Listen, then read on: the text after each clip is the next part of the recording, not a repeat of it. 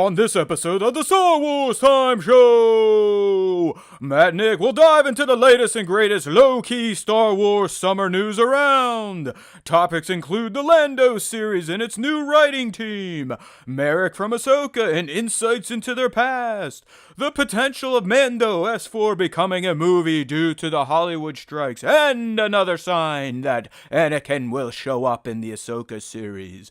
Of course, the show will end with the Question of the Week segment and the latest round of Star Wars fan-featured artist. Punch it, Chewie.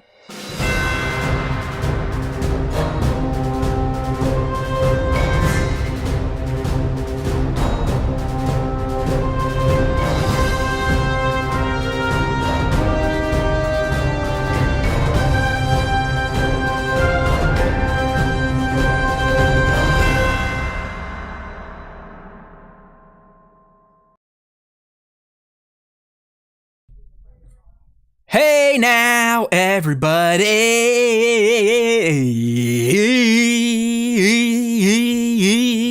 Now, everybody.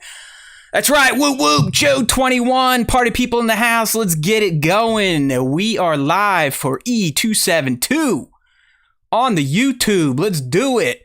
Woot, woot. All right. We got some Star Wars to talk today. My man Nick got down in the trenches last week, dug himself up a story. We're going to lead with that, but first, you know how we like to do it here. We like to do a little pop culture talk, go around the pop culture universe to kind of check in and see what each other has been doing, if anything. And, you know, usually you guys are expecting me to just blah for the next 10 minutes, but Nick wins this week. I did not do my homework. I did not get any pop culture in. Haunted Mansion came out last week, which Nick is going to talk about. I bypassed on that to set up a tent for my daughter before my birthday, so I didn't have to deal with it on my birthday. So last week, my time was spent turning 43. I'll tell you what, it was a great day. I had a Friday birthday, which, you know, those are fantastic. I mean, the only better birthday day than a Friday is probably Saturday. And it's just getting old sucks. But having birthdays on the weekend where you can potentially live a little, if you're someone like me and you like to diet and you don't like to do all of the fun stuff throughout the week, you know, so you don't turn into Grimace. You know, I had a fun little Saturday or Friday, little golf, little pins. Do they have pins around by you, Nick? You ever hear of pins? P-I-N-S. It's like a big ass bar that doesn't serve food, but they've got duck bowling lanes in it and like oversized beer pong, foosball, ping pong, and old classic arcade and pinball. Yeah, they don't have that over here for sure. Okay. It was a good time. I mean, there's one right next to me. I've never been there. So, hey, those of you that don't try new things around town, you know, sometimes it's worth getting out there.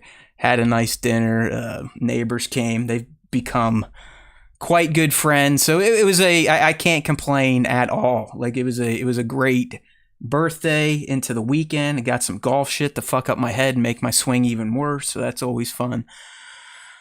But here we are. So like I said, I didn't get any pop culture shit in, not playing any new games. Diablo 4 starting to drag on me a bit. I haven't got into the new season. It's just like, I don't know, I've put so much time into it. The old clickety is just getting a little old, but it's not like I have anything else to play. So I'm going to go ahead and turn over the floor to young Nick. And for those of you that were chastising me last week, telling me I was overly rude to my young co-host, first and foremost, go fuck yourselves. Okay, you know I love you when I say that.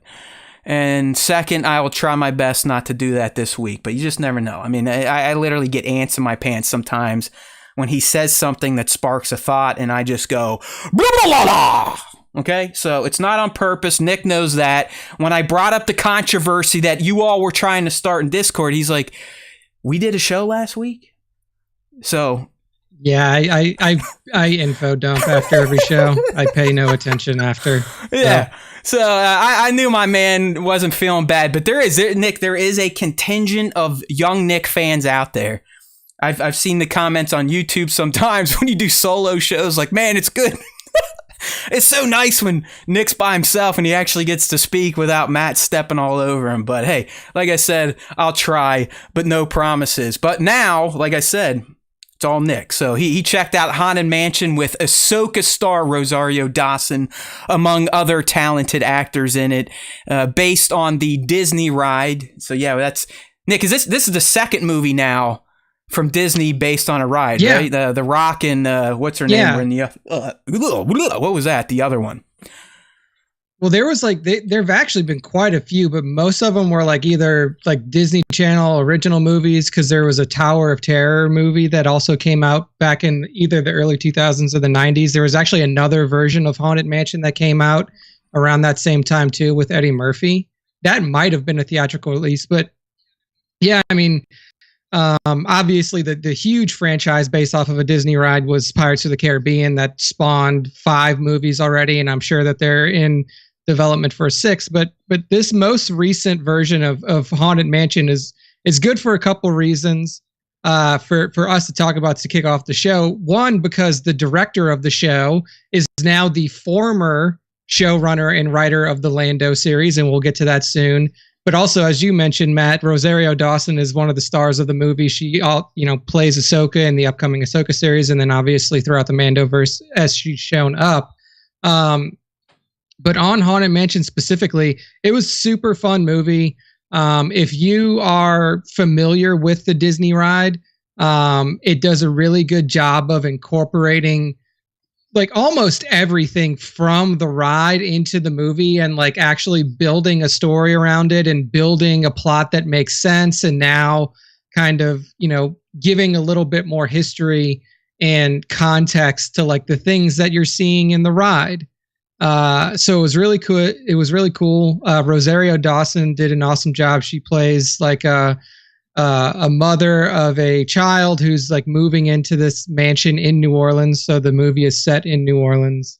And they find out that it's haunted, and then all of the other cast of characters kind of come together to try to figure out how they can rid the house of this evil spirit that is haunting not only the people in the house, but also haunting the other more benign spirits who live in the house. So it was really fun. Maybe, I think it might have been a little bit too long, maybe like 10, 15 minutes too long. But I feel that about a lot of movies now. I think that like movies in general, like don't need to be like, not every movie needs to be 2+ hours long. Yeah, you're not kidding. What is it with fucking movies these days, man? I mean, like Oppenheimer, okay, you're trying to tell like a slice of a dude's life. I can get that, but I mean, Barbie's over 2 hours. Mission Impossible, which is a fucking part 1, was almost 3 hours. So, especially a movie like Haunted Mansion or kids movies, like they got to be sub 2 straight up.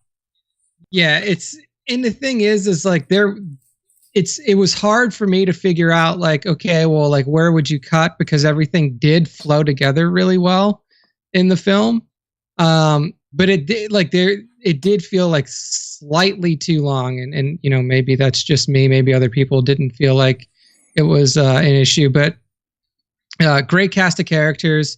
Lakeith Stanfield, if you've ever seen Atlanta, he's one of the stars of Atlanta. Rosario Dawson, obviously, everybody on Star Wars Time show knows who that is. Owen Wilson, Danny DeVito, Jamie Lee Curtis, Jared Leto, like just a ton of cool actors and actresses in this film. So if you are a fan of like lightly spooky kind of, I wouldn't even call it a horror comedy. I would call it like a comedic, slightly spooky film. Or if you're a fan of the Disney ride, make sure you go see it. It was well worth the price of admission. It was very fun. You brought up Lakeith. So yeah, I was like, I know that name. Yeah. And everyone, if you haven't seen it, you got to check out his Sorry to Bother You movie. I haven't seen that, but it's very interesting. He is, I believe the crux of it is he's a black guy, but he sounds white, so he's hired to like talk to people on the phone or something like that. Yeah, it's pretty good. Yeah, so he's in it. I mean, he's great. I mean, he was also in a ton of other stuff Get too. Out, Like he Judas was in and the Black Messiah, Death yeah, Note, Knives Out, yeah, Uncut Gems, Uncut Gems, Straight Outta Compton. Yeah, so he's definitely been around the scene recently and is starting to like really demand a bit more screen time and respect out of the the viewers. So good movie, go see it. Like I said, you'll see some tangentially related Star Wars people in there. So yeah, definitely worth the watch. And then as for me, in terms of like video games and stuff, I actually haven't played Diablo 4 in quite a bit. I got bored with it pretty quickly. Didn't even finish the story. Nick, I think you're broke with video games, like straight up. You can't finish them. You can't. I also just like don't care about most video games, and like I play them to eat up time. Like, are you I mean, not to get too much into our past, but I initially met Nick through another video game site that he was working for. I had my own. I met the girl that ran the one he was on, and I was doing some byline shit for them, so on and so forth. So at one point, I'm assuming you were hardcore in the video games, or you just like the writing and covering aspect of it? I mean, I definitely played more games when I was younger, for sure. But I think that like a lot of my gaming was in more of like the competitive gaming landscape. I played obviously I played a ton of single player games and really enjoyed like the story aspect of those. But I mean, for games like Diablo, it's just like so light on story and it's so repetitive in terms of just the gameplay. Like the gameplay itself gets pretty stale pretty quickly to me. Like, yeah, like walk around the map and do all this bullshit. And then every few hours, you'll get a fucking story beat. And the combat itself is like, to me, is not that engaging because it's almost impossible to die from what I've been able to tell. And I got pretty far in the game. Like I'm level 50 plus, and I don't think I've died one time. Sweet. On the sounds like my type of game. Like it's just, and like I wasn't playing, like I was playing on the veteran level, which is the highest difficulty you can when you start the game. But yeah, I just felt like it was pretty hollow, honestly. Like some of the stuff was fun, but a lot of the dungeons and stuff were just really repetitive, and like the boss fights just felt like they weren't very challenging. So, I mean, and for stuff like that, I mean, it really like everybody always tells you, well, like the game really starts when you get to level 100 and then you do all that shit. And I'm like, well, I don't want to play a game for 45 hours before it gets fun. So, well, there's always Star Wars Outlaws in 2024, right? Yeah, do you think we'll how far do you think you'll get into that game? What do you think? 50%? I mean, 60%?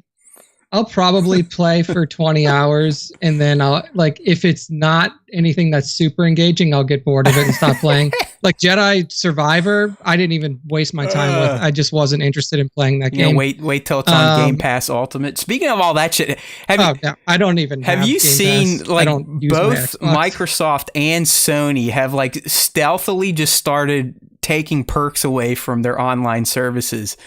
I think, Sony was one of the first to cancel free games at a certain level. And now I just got an email. Oh, hey, you're our ultimate Game Pass subscriber, but no more games with gold every month. Go fuck yourself. You get to keep the ones you claim, but we're no longer doing this. It's like everyone's starting to realize like, oh shit, we need to make more money, bigger bonuses, increase the stock price, make rich people happy. Fuck the consumer. The funny thing is like the one game that I've been like kind of interested in and like playing more than anything else right now is a free game that I got from like the PlayStation monthly games. What is it? I don't know how long ago I got it. It was Jurassic World Extinction 2. Like it's a park builder game. And I fucking never played a park builder game. I love that shit. Like I've never played Roller Coaster Tycoon or anything. Yeah, I mean, again, this is our age difference, but one of my favorite games as a young kid, a young gamer, was SimCity on the SNES. Fucking loved it. There's like a cheat code to where, you could get a bunch of resources and you just, have at it and try to build a megapolis. But I'm with you. I don't play those games very much anymore. But I do love a sim type of game where you're building something and you watch the game kind of bring it to life. Watch the buildings grow up, so on and so forth. So I can feel that.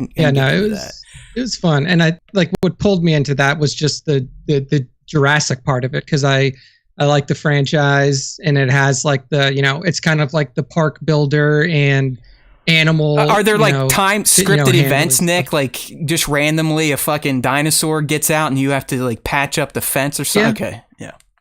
Yeah, like the dinosaurs will break out of their habitats. There'll be storms that come in, like with the hand of God, and just fucking whack them around a little bit. I mean, they put them back in their cage. Well, that's what they call it. Like when you play these games, the cursor is it's been called the hand of God since you technically are. So it's actually, So like it's actually like the way that it's set up is like you're building the park, and then like you're placing like ranger teams and capture teams and medical teams and stuff so like that. They'll deploy automatically then. Like if they're in a radius or a zone, they'll all right, exactly. Okay.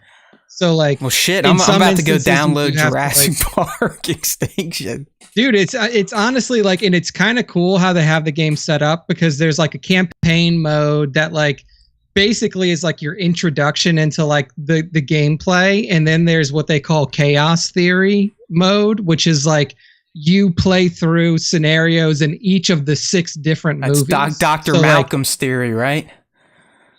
Yeah, exactly. Chaos theory. So like, for example, for the Jurassic Park chaos theory mode, the objective is to actually like build and open Jurassic Park to the public and get it up to a 5-star rating. So, and with that comes like, you have to send people out on expeditions to get fossils so you can research new dinosaurs to make, and then all of that kind of stuff that comes with it. So that's been like entertaining me pretty well, pretty light lifting. You can pick it up, put it down for 15 minutes, or you can play it for as long as you stay interested in it. So that has been keeping my attention for like the last week or so. But I know that Baldur's Gate 3 is coming out this week, and that was the game that I had on like early access on Steam for over a year. You break out the Steam Deck again, huh? Dust that bitch off. Make sure it still works. I do not know if it is Steam Deck compatible. So I'll have to look and see. But it'll be something I play on my. I mean, I know we're a little off the rails right now. We'll bring it back. Don't worry. But I mean, there's heavy rumors out there, if not actual reports, that Sony's working on a handheld. And for whatever reason, as these rumors start to swell, it's harder and harder for me to use my quote unquote workaround to use the Steam Deck as a streaming client for my PS5. So I wonder, like, if they're getting closer and closer to announcing the whatever the fuck it's going to be, their PS5-esque handheld, and they're starting to kind of shut some of those valves off that this app Chiaki has been using on Valve's Steam Deck, because it kind of bummed me out. I was trying to play a little Diablo out on the deck this weekend, fired it up, and I keep getting an error. And instead of searching Google, like most lazy pieces of shit, I was just like, fuck it, I'll move on to the next thing. So that's where we're at on that. All right. Yeah, my Zelda Tears of the Kingdom is still just sitting there, pretending that it's ever going to get played. I'll never fucking play that. Right now, I mean, buying a new Switch with Zelda was essentially a tax I paid to start gaming with my family this summer. That's what that's turned into. But it's good. The wife and I last night, we did play a little Mario Golf, something we would have been doing last year before I paid the tax to Nintendo gods. So it's all worked out. It's good to game with friends and family. There's no doubt about that. All righty. Woo, good stuff. Well, I mean, this is the Star Wars Time show, and I do think it's time for some Star Wars. So let's get into it, Nick. Since this was kind of the big industry-led news item, we're going to go ahead and start off with just this. To me, this is just so weird, because I monitor the Star Wars news cycle, obviously. And really, the past 2 weeks, the Lando series has been getting a lot of attention because Justin Simien is the director, possibly the screenwriter of Haunted Mansion. So he's out, he's doing the press junkets, promoting Haunted Mansion. Of course, they're asking, hey, remember when Kathleen Kennedy announced you were attached to this project? What's going on? He'd be like, as far as I know, I'm still attached. Haven't heard anything since 2020. And it was literally, I think it was like last Thursday. He's like, yeah, I'm in it. I'm attached. Nothing's happened. And then what was it? Thursday afternoon or Friday happened, Nick. And it's like a complete 180 took place in the Lando Disney Plus series universe. And it was revealed, I think, through Variety. I mean, this still is not an official announcement, but it was revealed that the Lando series is now going to be written by young Lando himself and his brother. So Don and Steve Glover apparently are taking over the series. So go ahead, Nick. Let them know the nitty gritty. Yeah. So basically, out of nowhere, it seems it really that it was kind of out of nowhere, because like I saw it, like first saw it on like some junky website that I see shit on, and I'm like, oh, this probably doesn't have any legs to it, and then it got picked up by basically everybody. But pretty much Donald and Stephen Glover, who are, I mean, all of you know that Donald Glover is Lando from Solo, and obviously his music career is Childish Gambino, but his brother Stephen. Who knew? I literally didn't even know that they were partners. Yeah, no, he has a brother, and they were writing and show running partners on the Atlanta series. And that series won Golden Globes and Emmys for, like best TV. I don't know exactly what category it is because it's listed as like a comedy drama. So I didn't look up the exact awards, but it's won both Golden Globes and Emmys, 4 seasons, all of them available on Hulu now. They've taken over development and writing of the Lando series from Justin Simien.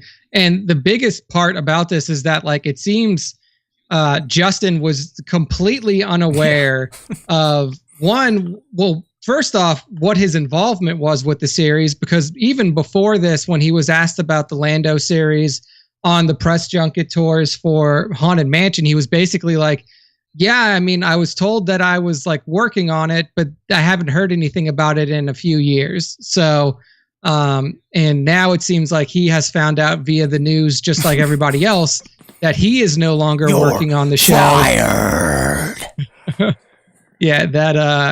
That Donald and Steven are working on the show. So what say you? I mean, like, to me, I still, especially because we have a rumor to talk about later that kind of compounds with the strike. And obviously we got to look at all these announcements now through the lens of the Hollywood strike.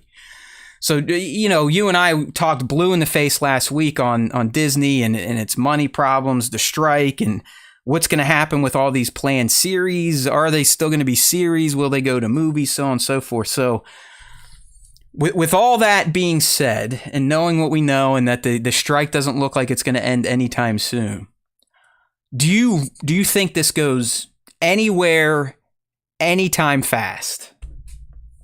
No. I mean, there's no way that it can. I mean, they technically can't even start writing a treatment.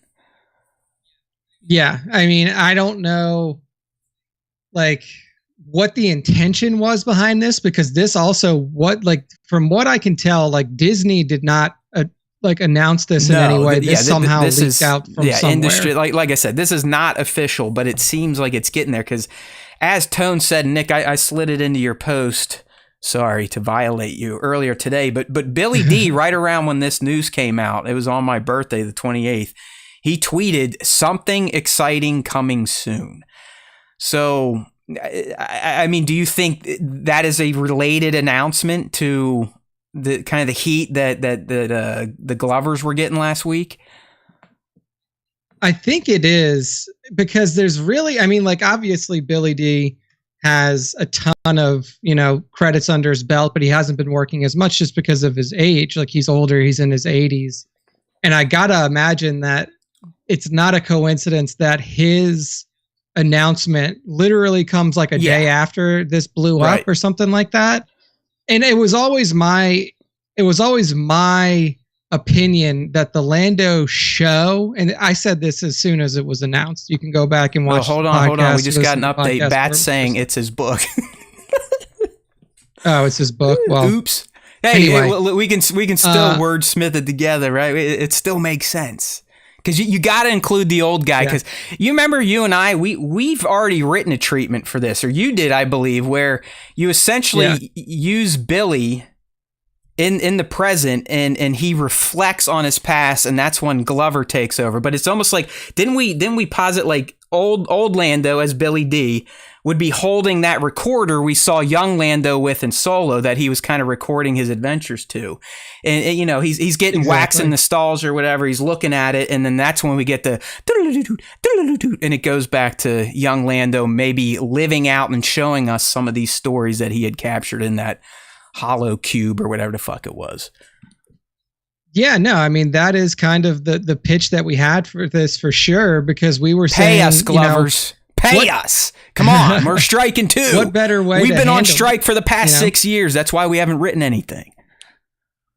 Yeah, I mean, what better way to handle that than to, like, literally have it be like him writing his memoirs? You know, like, he's coming towards, you know, the end of his time as a scoundrel. He's not out there, you know, running jobs anymore in the galaxy. So, like, if he's writing his memoirs, it would be a fantastic way to incorporate both an older Billy D. Williams as Lando and the younger Donald Glover as Lando into the same show. We also posited that, you know, maybe he's like recounting his glory days to Jana, to the right, because she's the character that we met in Rise of Skywalker. You know, that's the kind of the black female, the stormtrooper that Finn kind of links up with, doesn't, you know, do the in out, but they kind of become a part or a pairing in Tross, if you will. And there were strong rumors, if not even hints within the show, that Jana could be the daughter that Lando lost earlier in the timeline when him and Luke went to whatever fuck that planet was, that desert planet where they looked for Ochia Bestoon. Pasana. There you go. Pasana. Props, what up? So yeah, I mean, there's a lot of possibility with the show in terms of the move itself, like going from Simeon to Glover. I mean, I think it's kind of self-explanatory. Yeah, I mean, like, I don't think sense. That you need to justify, you know, like, Donald has a ton, like I said, he's Golden Globe Award and Emmy Award winning for TV shows. Young Lando, like he has experience at this. He's embodied the character, you know. So there's really no better artist to grab than the guy that can play the character, but has also been inside the character's head. Therefore, he should be able to write for him. It just, like Nick said, it's a very easy crosswalk here. Yeah, so I was excited to see it because to me, this is just like, okay, well, one series that we thought was dead in the water is actually going to happen, and it's being written by a duo that's already proven themselves in terms of their writing, like TV writing chops and stuff like that. So Glover had like an old quote that I attributed in the article itself. This is from a GQ interview that he did in April about, like, you know, now that he's returning to acting in a more serious way after his, after Atlanta ended and after he's kind of like putting his music career on the side for now, he was talking to GQ about, like, well, what kind of stuff is he going to work on? This is what he said. He said, I'm not interested in doing anything that is going to be a waste of my time or just a paycheck. I would much rather spend time with people I enjoy. It just has to be the right thing, which I think it could be. Lando is definitely somebody I'd like to hang out with. We're talking about it. Okay. That's as much as I can say. Yeah, because like you said, that was from April, which means the talks were probably February, March. And it's just someone got wind of it, and the press finally reported on it. What I want to know is this. I mean, if you think about what Bob Iger has said and what they're doing, and what we're going to talk about here about what may happen to Mandalorian season 4, because as much as I don't love it, it does make sense from the shitheads point of view of trying to save money. But it feels like Disney and Lucasfilm have recently, with Bob coming back, Nick, have made a pivot back to movies. You know what I mean? It's like he's cutting all these too much saturation on Disney Plus, blah blah blah. So it does sound like their shift back is the movies. So do you think that if this is all legit, that they're still sticking to TV, or could this now become a film, maybe even like quasi solo adjacent?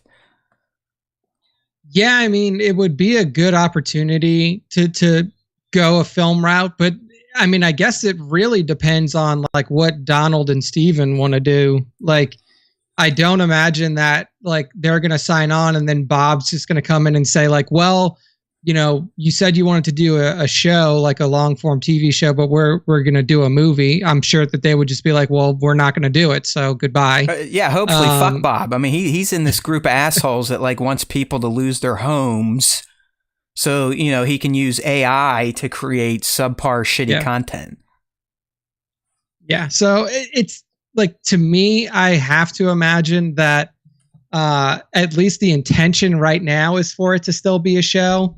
The big issue I see with turning it into a movie is like what are you going to do? Like Iger, like is there like the reason that there aren't any Star Wars spin-off movies anymore is because Iger essentially took those off the table after That's Solo. What I mean. It seems like now they're reversing course. He's like, oh fuck, TV bad. Now we make movie again. And pay like, me 50 million bonus. and like I like the idea behind like making the Mandalorian. I know that like we're far off from this, but like the idea that like, oh, making a movie is gonna be easier or better in some way than making a TV show just doesn't make any sense, because like if anything, if these are movies that are coming out in theaters, which is not clear to this point, these could be Disney Plus original movies. It's going to cost you more money, and it will cost you more money for production budget for a movie, and it's also going to be less content. So like your creators who were first pitched on the idea of like, hey, you're going to have potentially 8+ hours to tell your story, are now going to have to do it in maximum I'm with 2. you. I think it dovetails off of what we were talking about last week, though, and how it's technically, at least front-facing, easier to decide if a movie was profitable versus a streaming TV show. So maybe they're like, well, we know X, Y, and Z. If we make a movie, that's going to be our profit. Streaming, unless they know the formula and they're truly not sharing it with anyone, it's still like, how do you determine if Mandalorian Season 3 was profitable? I don't fucking know. Like, I don't know. So maybe that's one of the reasons they're thinking about it, Nick. It's just, it's a lot more black and white when it comes to dollars and being in the black versus the red if you make a film. Yeah. Yeah, I mean, it's definitely easier to be able to say like, okay, well, this was the budget and this is how much the movie made in theaters. It's like, okay, I get where you're coming from there for sure. But it's also like, to a certain degree, it's like, okay, well, now that you've like decided that these are going to be movies again, like, are you going to ramp back up to the movie schedule that you had before, where you're doing one movie a year? Are you gonna like, what is it going to look like? I just don't know. Dude. And I don't think that Hollywood's fucking it's busted. Like it's already completely broke. It is. It's just like everything's fucked, people. Like, listen, this is great news. I think it's the right move. The Glover's on Lando. It just makes complete sense. I just, if they don't get a deal done before 24, I mean, this show, if it makes it through, probably won't release till 2027, 2028. At that point, Glover may lose interest. Yeah. You never know. It's a bummer. And you know, we tend to rail on Lucasfilm and Disney because that's our space. That's where Star Wars lives. But this is all across pop culture at this point in time. Nothing is being created except, like Nick said last week. And I'm glad he brought that up, because that is legit. Unless it's A24, there is no content being made right now. None. Maybe reality TV. That's about it. But unless it's A24, just like Nick said last week, they have signed a deal with SAG-AFTRA and the writers, and Hollywood's like, okay, cool, you're allowed to work for them. So it sucks. It really does. Like I think all of us, especially if you're younger and you don't remember the last strike, it was only writers that time, and it still fucked up 2 or 3 years of content. I mean, great shows got destroyed. Yeah. Heroes got destroyed. Lost got destroyed. Anything that was airing during that writer strike essentially broke. And we're getting that now. Like, the shit will be broken. Star Wars is going to be affected at this point in time. There's no way to get around it. I mean, who the fuck knows when Skeleton Crew is going to come out now? I mean, we haven't seen any promo. It's supposed to release this year. This could be one they're like, well, it's late enough into the strike. They're not even allowed to promote it anymore, so fuck it. I mean, I think Ahsoka's only getting out because they got some of the main promo before the actors had the strike. But I would not be surprised if you don't see Rosario, Natasha, none of them doing press for it, because I do not believe you're allowed to promote while you're striking. Mm-mm. No, yeah, I mean, that's why the cast of like Oppenheimer walked out as soon as the strike order went down from the Screen Actors Guild during their press junkets and during their movie premieres and stuff like that. It was because, once the line is set, then you can't step over it. That being said, I don't expect there to be a delay in the release of the Ahsoka series, because the release is not based off of like, it's going to be like Disney sets the release and the show's already done. So they're like, well, who the fuck, like, and honestly, like, they like, I guess they do they definitely do press for the TV shows, but it's like, it's not to the level of press that they do for movies anyway. So they'll probably just be like, well, we'll just fucking skip it and we'll just cold release it and see how it goes. Yeah, I mean, I've never understood dumping a ton of money in the Star Wars press anyways, because you have built-in fanboys like us in the millions to sit there in their basements and do free promo for sometimes a year or two before the fucking thing even comes out. I mean, I know we live in a bubble, and I am a hardcore fanboy. I mean, there's no doubt about it. Fanboy alert. But I mean, think about just the amount of people we touch, and then go to like a popular Star Wars show and the amount of people they touch. I mean, you got to argue sometimes through word of mouth. A lot of people are going to learn about a Star Wars property without the stupid fucking money they pay advertisers and talent to go out and promote. And half the time, we're like, yeah, no shit. Oh, yeah, no shit. Yeah. Ahsoka's coming out, no shit. But, sometimes I forget people are fucking stupid and not on the same level of enlightenment as Nick and I. Because, Nick, I was on Reddit today looking at one of these things we're going to talk about. And in the comments, they're like, oh, Ahsoka's 8 episodes? I only thought it was 4. That's great news. I'm like, what fucking planet do some of you people live on? If you have enough time to get on Star Wars Leaks Reddit every day and be a commenter that gets upvoted, you would think you would at least know the basic shit of the stuff you're commenting on. Like, I mean, how do you not know the number of episodes? It was like a surprise. I mean, it was a thread. It was like, oh shit, that's sweet. It's like it was like a fucking revelation. It's like, don't you guys remember back in fucking April at Celebration when they announced that shit, or when they announced the 2-episode premiere? I mean, what's going on? Holy brains. If you're active too many holes in brains out there. Yeah, if you're on the Reddit site, then you should probably know stuff like that. But also, like, I don't know. I don't go out of my way to look up shit either sometimes, because it's like, there's so many different things that are in development that it's just like, whatever, man. When shit comes out, it comes out. It's I agree. If it was like a year and a half ago, but we're talking like this week, 2 or 3 weeks before Ahsoka, people that go to a dedicated leak Star Wars board, and they're like, oh, 8 episodes. It's like, oh fuck, we're screwed. Hey, we got one here from Tones. I know you didn't watch it, but Secret Invasion, I think, ended last week. And I'll tell you what, it started strong, but kind of like a lot of Disney Plus shows, it seems, especially on the Marvel side, it's like, then they just hit the gas, and it's like, blah, blah, blah, blah, blah. I mean, the fucking season finale, Nick, for a Nick Fury-centric show that is going to set up Secret Wars, the movie, was 33 minutes long. I mean, it's like, what are we doing here? I will say that show is the reason why Marvel is fucking trash now. Secret Invasion? Because you have gone back and you have essentially said that, like, since Civil War, the characters that you've been following, they're not who you think they are. Like, so all I of guess the like shit, light all of spoilers, the but it's out there. But yeah. I mean, there's like a major like, character that supposedly hasn't been themselves since Civil War. Yeah, I mean, they've also like, created a now like even stronger than Captain Marvel and Hulk and everyone put together character too. So I don't know how they're going to handle that. I mean, literally, Gaia, played by Emilia Clarke, aka Kira, is the strongest Marvel character in the MCU.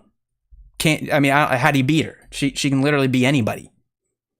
Anybody. Yeah, I mean, it's just like, if Bob was right about anything, he's right Marvel about pulling back on Marvel That's why I was stuff. telling you 2 weeks ago. I'm like, listen, I know like Star Wars kind of got looped in because they mentioned Lucasfilm, but I just don't see Star Wars as oversaturated. You have not had more than 2 or 3 shows a year, and some of them are fucking cartoons. So, but that's like, I think that like it's hard for us to look at it and say like it's not oversaturated. We like everything. A majority of people don't give a fuck. Yeah, well, that's because they got rocks for brains. You know, I mean, but they have more money than we do, and they have more numbers than we do. There are way more casual Star Wars fans than there are hardcore ones, and that's where the dollar bills are. Fanboy alert! Fanboy alert! So yeah, I mean, it probably won't hurt Star Wars either to pull back on content and like focus on shit that like people are interested in, like. Yeah, it's really cool that there's an Ahsoka series coming out for the 18 people who know who Ahsoka is. Like, it's great for us. I'm going to really enjoy that show.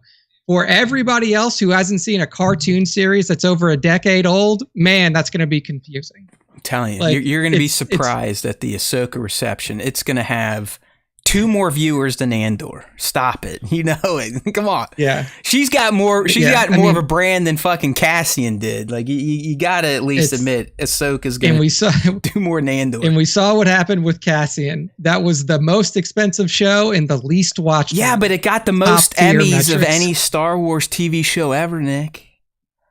They've just honestly like it's great that like somebody as passionate as Dave is in charge of Star Wars.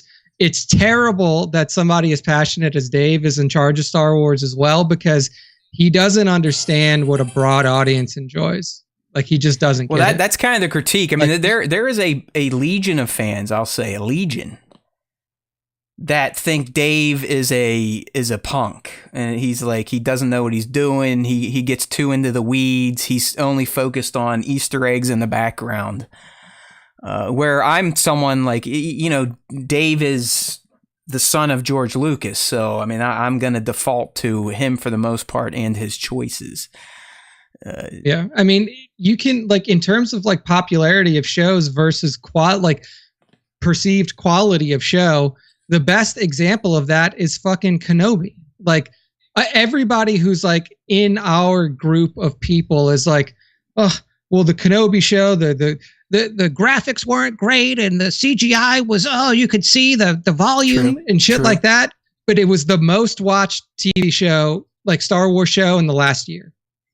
Hands down. That's that hello there, man. Fucking Ewan moves the meter. It's because the character of Obi-Wan Kenobi was seen and witnessed by 1 billion people worldwide. Yeah, and Darth Vader helps too, having that guy. Yeah, I mean, having those like flagship characters in there that were from your films that have the biggest reach. But we got to get away from the OT, man. Content. We got to develop the sequel era. It's like, no, you don't. No, you own the fucking license. You can do whatever you want. That's the beauty of it. Yeah. But and the thing is like I see Bat in here. He's like, I think Ahsoka will be more popular than you think it will be. It won't be. It's very easy to tell why it won't be. Yeah, eat that. Who watched the Clone Wars? Can you find me 10 people that don't listen to this show that you know that's watched all of the Clone Wars? 10 people. Probably not. Like, it's Rebels may even be lower show. than that. Like, Rebels was another one because, you know, the goofy fans like, I want my Clone Wars. This is Disney bullshit. who's Ezra? Another Jedi. Kane, another Jedi. You know, it's like they'll do anything. And then by the time it's over, they're like, oh, we love all these characters. That's why I love all these Star Wars YouTube chodes out there that hate females in Star Wars, but they're now Ahsoka fans. And you know, back in 2008, they were, you know, the Zeros of the world, the doom cock fucks of the world, probably like, Ahsoka's annoying. She's a little whiny bitch. Fucking cunt. I hate her. They ruined Anakin. Anakin never had it. Fucking dickheads. Yeah, I mean, I really do think that, like, while the content that Dave is making is fantastic for people like us, if he is truly in charge of all creative decision making when it comes to like wide Star Wars releases, he really needs to understand. He doesn't understand market dynamics and audiences that he needs to reach. He just doesn't. Like he only, it seems right now at least, that he only understands how to make content for this small group of hardcore Star Wars fans, which is why people like us are super happy, because like we're getting shows like minutia shows like Ahsoka and Andor and stuff like that, but people don't care about that. And like to get them to a point to where they care about it takes so much lifting, because there's so much backlogged content about these characters that it's like, it's a big ask for somebody who's never seen Star Wars, you know, Clone Wars, or Rebels to get to that. Do you point. remember, Nick, when they did the Clone Wars final season? And they actually had a curated playlist on Disney Plus of, I think it was like 12 or 14 episodes. Like, hey, if you can get through these, this is going to make way more sense. It's going to hit harder, so on and so forth. I mean, something similar should probably be done with Rebels for really the Mandoverse. I mean, if you think about it, a lot of what's happening in the Mandoverse is rooted in the Rebels. I'm talking about the Mandalorian, Ahsoka, Book of Boba Fett. A lot of that shit is coming out of Rebels. I mean, Rebels was the first series to like go balls deep in, well, I guess Clone Wars touched on it. But, you know, Rebels really went balls deep with Mandalorian culture via Sabine. I think season 3, season 4, you know, going back to her planet, the Darksaber, the warring clans, how she, you know, invented the laser that cooks people in their Beskar. And you can see, I mean, how the fucking Mando season 3 was a payoff on Star Wars Rebels in the arc with Bo-Katan and the Darksaber. I mean, that's what that shit is. So... Yeah, I mean it would be nice to get like a primer on there, you know, pick out the choice Rebels episodes that really kind of sets up the new Ahsoka, but also loops in the key players from the Ghost Crew. Yeah. I mean, I'm with Joe Coughlin here. I don't even like 10 people. Sure. I'm with him.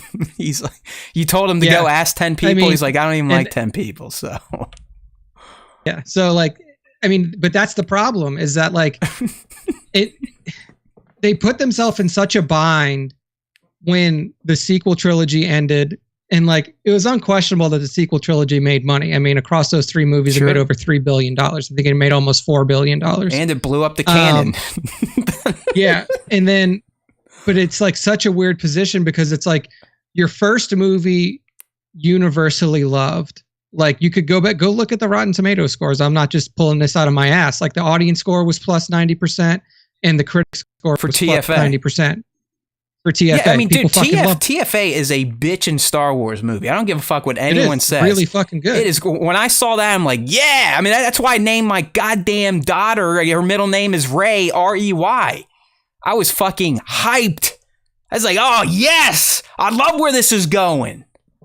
And then they were like, yeah, we'll let this guy write this one, this guy write this one, this guy direct this guy direct that. No one needs to talk to each other.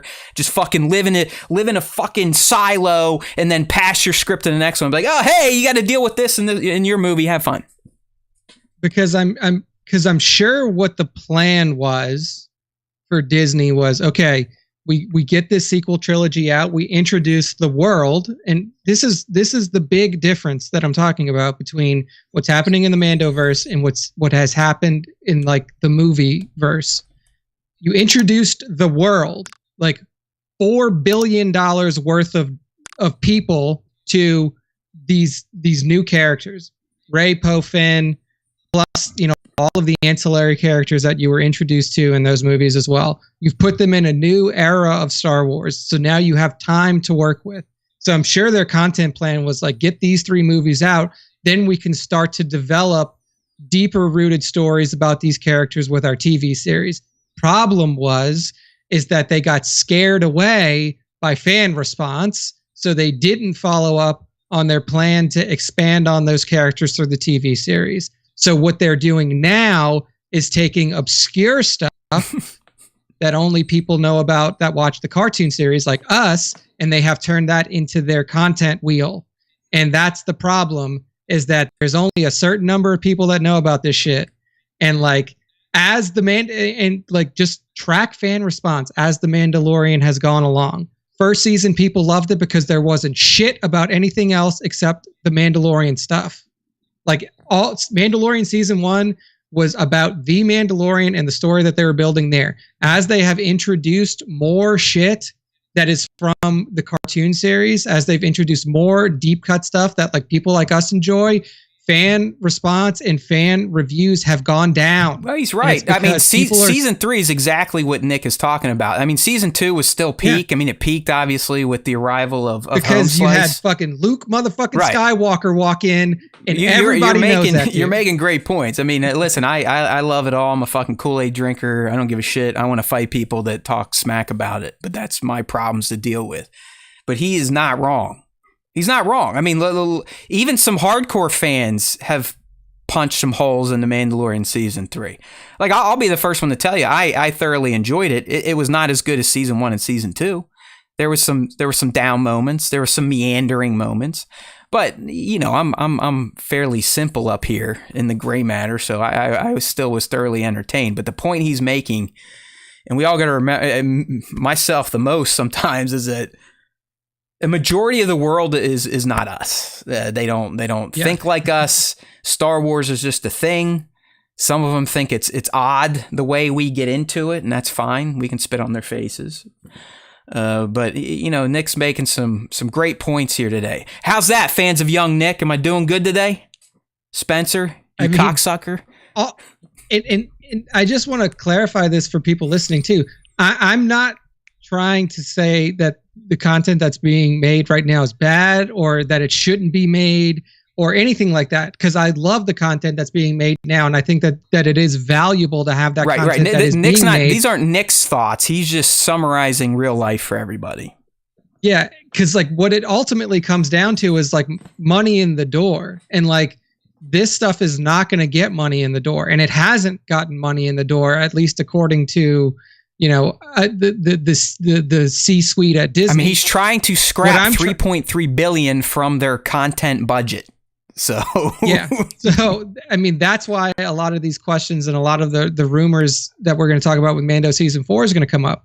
But like what I'm saying that should be happening is there is a lack of content development that's happening on characters that the broadest audience knows about, which should be your first priority when you're making content, like continuing content for a brand like Star Wars. Your first priority should be like, hey, we've just introduced the world to these 3 characters, Rey, Poe, and Finn. We need to continue that and build off of that momentum. What you've now done is said, okay, well, people's response to those movies probably wasn't where we wanted it to be, and now we have issues with the talent that was involved in those movies coming back. So now we have to pivot to something, and what they pivoted to was really cool for us, but not really cool for most people. Well, Nick, it's also being done to backfill some of the shit that was brought up in the sequels, right? I mean, all this cloning shit, and this is all for Palpatine's return. So even the content they're trying to make that's new and it's not OT, we got to get away from the OT, it's still beholden to what they did with the sequels. Yeah, so it's like the development of Star Wars and the content that's coming out right now is just in a real kind of murky spot. And, you know, viewership has been going down for certain shows, and they really have to find a way how to bring it back up. I think that first thing, like and kind of going back to where we started with the Lando series, I think the Lando series is is one of those ways to potentially get some viewers and some eyes back onto it, not because of the character of Lando, but because of the person who's playing Lando, being Donald Glover. Donald Glover is one of the hugest, like one of the biggest stars on the planet. Like his music career was massive, like worldwide tours. Yeah. His like I said, his TV show that he made with his brother, Emmy award winning, Golden Globe award winning. Like he is a very popular person with charisma that demands eyes and attention from the people who follow him. It's the character, so when he does something, right? It's the character. Yeah, I mean, and the like, timeline is the bread and butter. I mean, it would be like that period, you know, rise of Republic almost in the OT. As Tone's saying, the OT era is where the best stuff comes from. And I, you know, being a child of the 80s, I can't disagree with that. Yeah, no, I mean, the OT is an era that is the genesis. It's the launch point. Yeah. And it's like, it's what, and like, I don't want to like keep going into like how you're supposed to like build content to like serve certain audiences. You should write a fucking book or something, or come up with a video series on how to make money. You know all the buzzwords and ideas. Well, funnel, right? Let's funnel something. Like, funnel that shit. Yeah. But here's the issue right now is that like, yes, the OT era is like, it's prime. It's what a lot of people enjoy the most. But what we have to understand is that like Tones, like me, Tones, Matt, like we're of an age that we're dying. The OT is supposed to be our favorite. Yeah, we're dying. We're the dinosaurs of fandom now. So to continue to create content within the OT is going to give you short-term returns. Like for sure it will, because people like us will still like pay to see content that's made in the OT era. We'll still, you know, give our monthly sub to see content that's made in the OT era. But like if you talk to Jared, if you talk to a lot of the younger, like not even younger, I'm just talking like mid 20s SW people, props, like Scoundrel, all the like the prequel props, babies, Super Scoundrel, like the like prequel movies are theirs. And then you also have to realize that there is an entire generation of people that have not had, like that aren't on the internet screaming and crying about things, that really fucking truly enjoy the sequel content. So Nick, you can't enjoy Star Wars unless you bitch about it on social media. Yeah.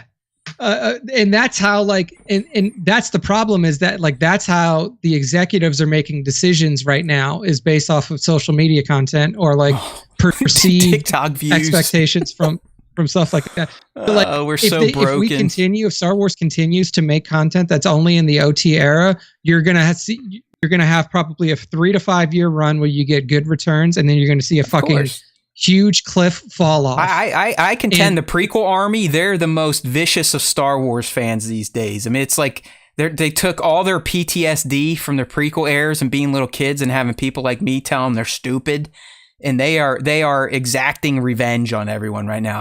I truly believe, and I'm not saying our prequel lovers, but the shit talkers out there, the chodes, all prequel bros, guaranteed.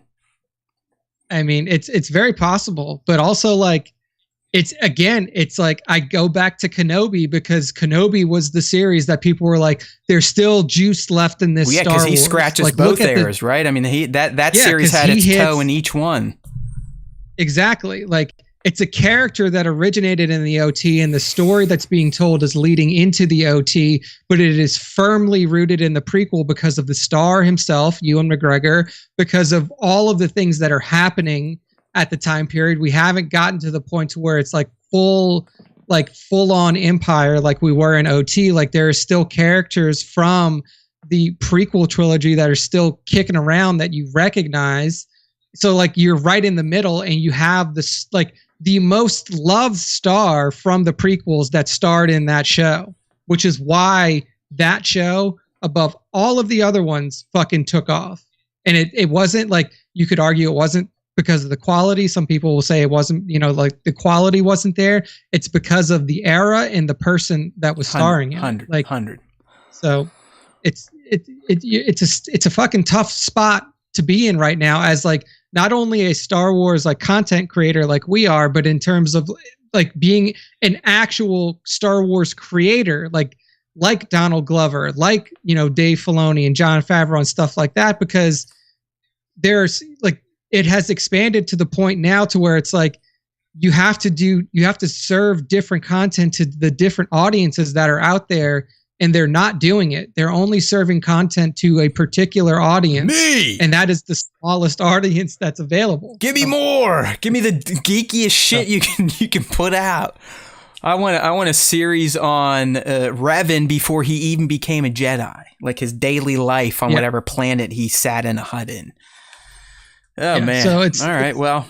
It's a tough spot, and like it doesn't help now that we're in the middle of a writer's that just fucking compounds it by like a factor of a million. Like, add that shit onto it, because now there's no content production that can go on, and if there are contracts that are in place, like if Jon Favreau has a contract that ends in 2026, then you don't have much time left to do whatever it is that you're going to do to wrap up your Mandoverse. And if Disney doesn't plan on renewing him, and they're like, hey, you got till 2026, and then you're out the fucking door, then that's where we get into rumors like Mando season 4 is going to be a movie and not a show. Right. So it's hey, you know what? Star Wars. Since you said it, weird spot. let's just go ahead and I'm going to shift the order a bit, since you kind of naturally let us in there. Might as well, right? That's how the pros do it. Yeah, so, yeah, I mean, this came out yesterday, I believe, coming from Making Star Wars, so it's more than likely legit.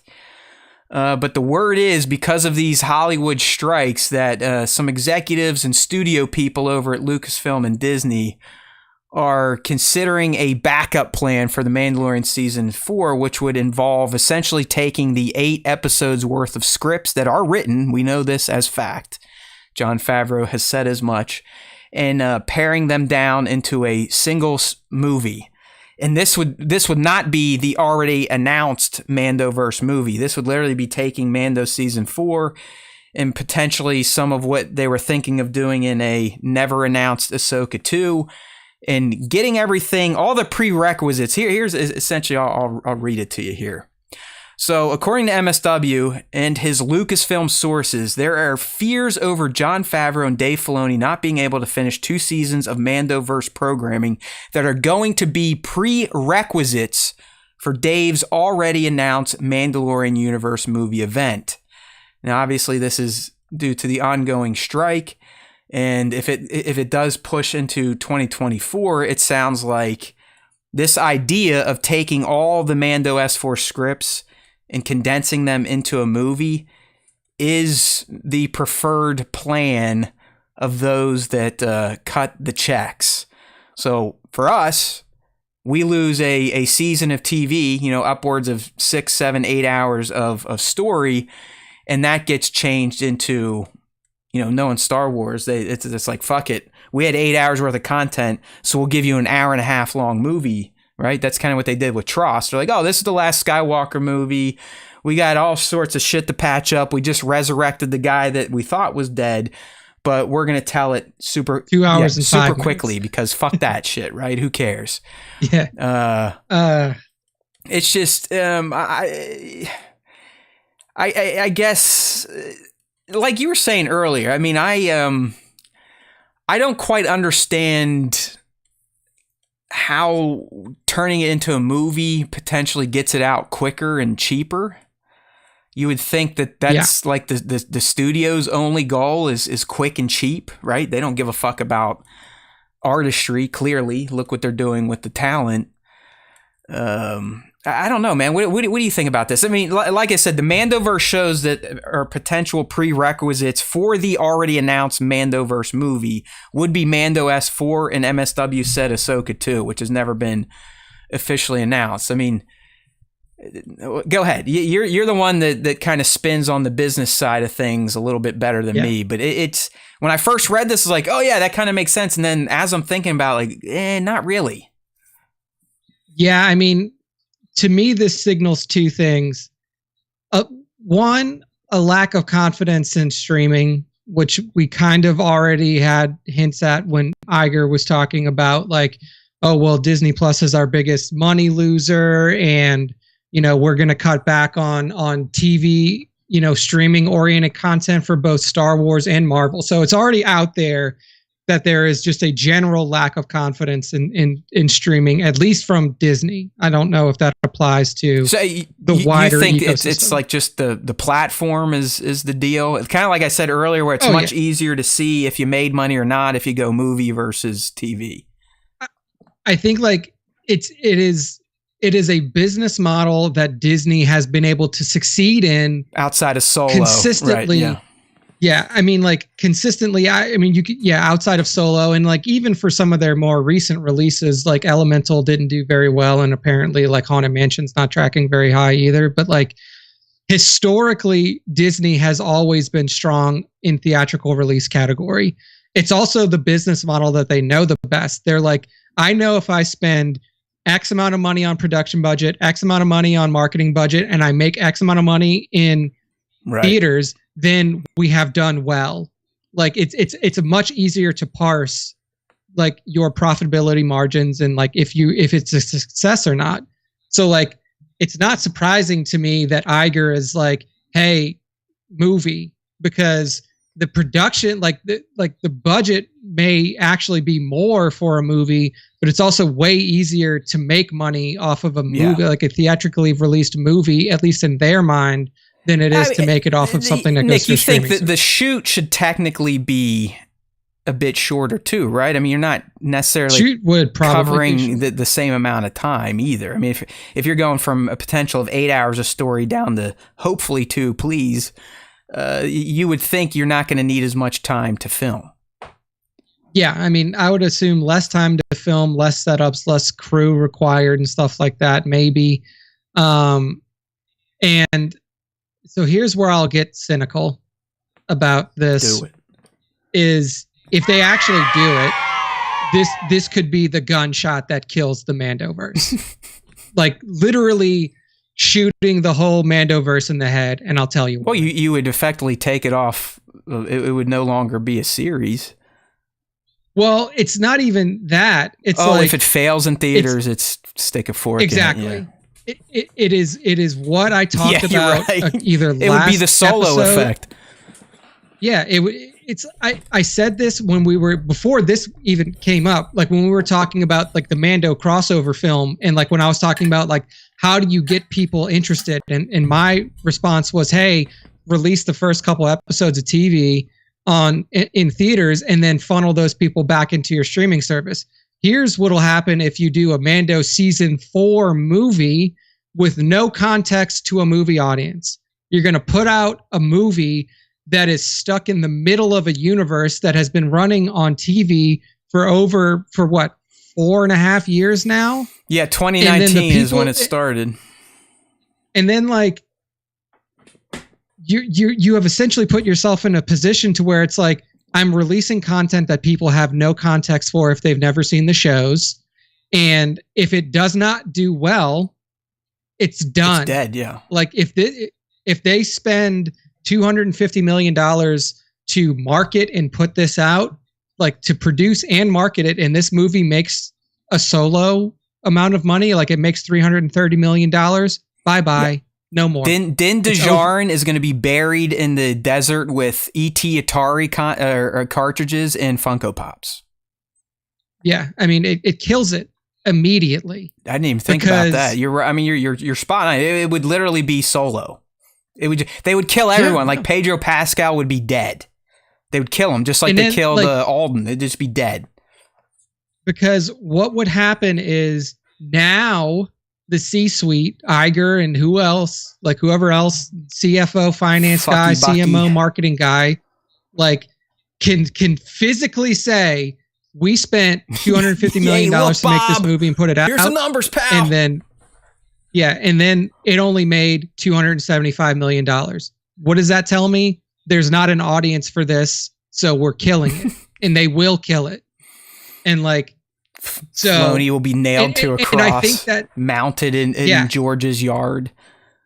And I think that Bob knows that. Like Iger knows that. Like, hey, if we can get this thing to be made as a movie, more things we can take off the books.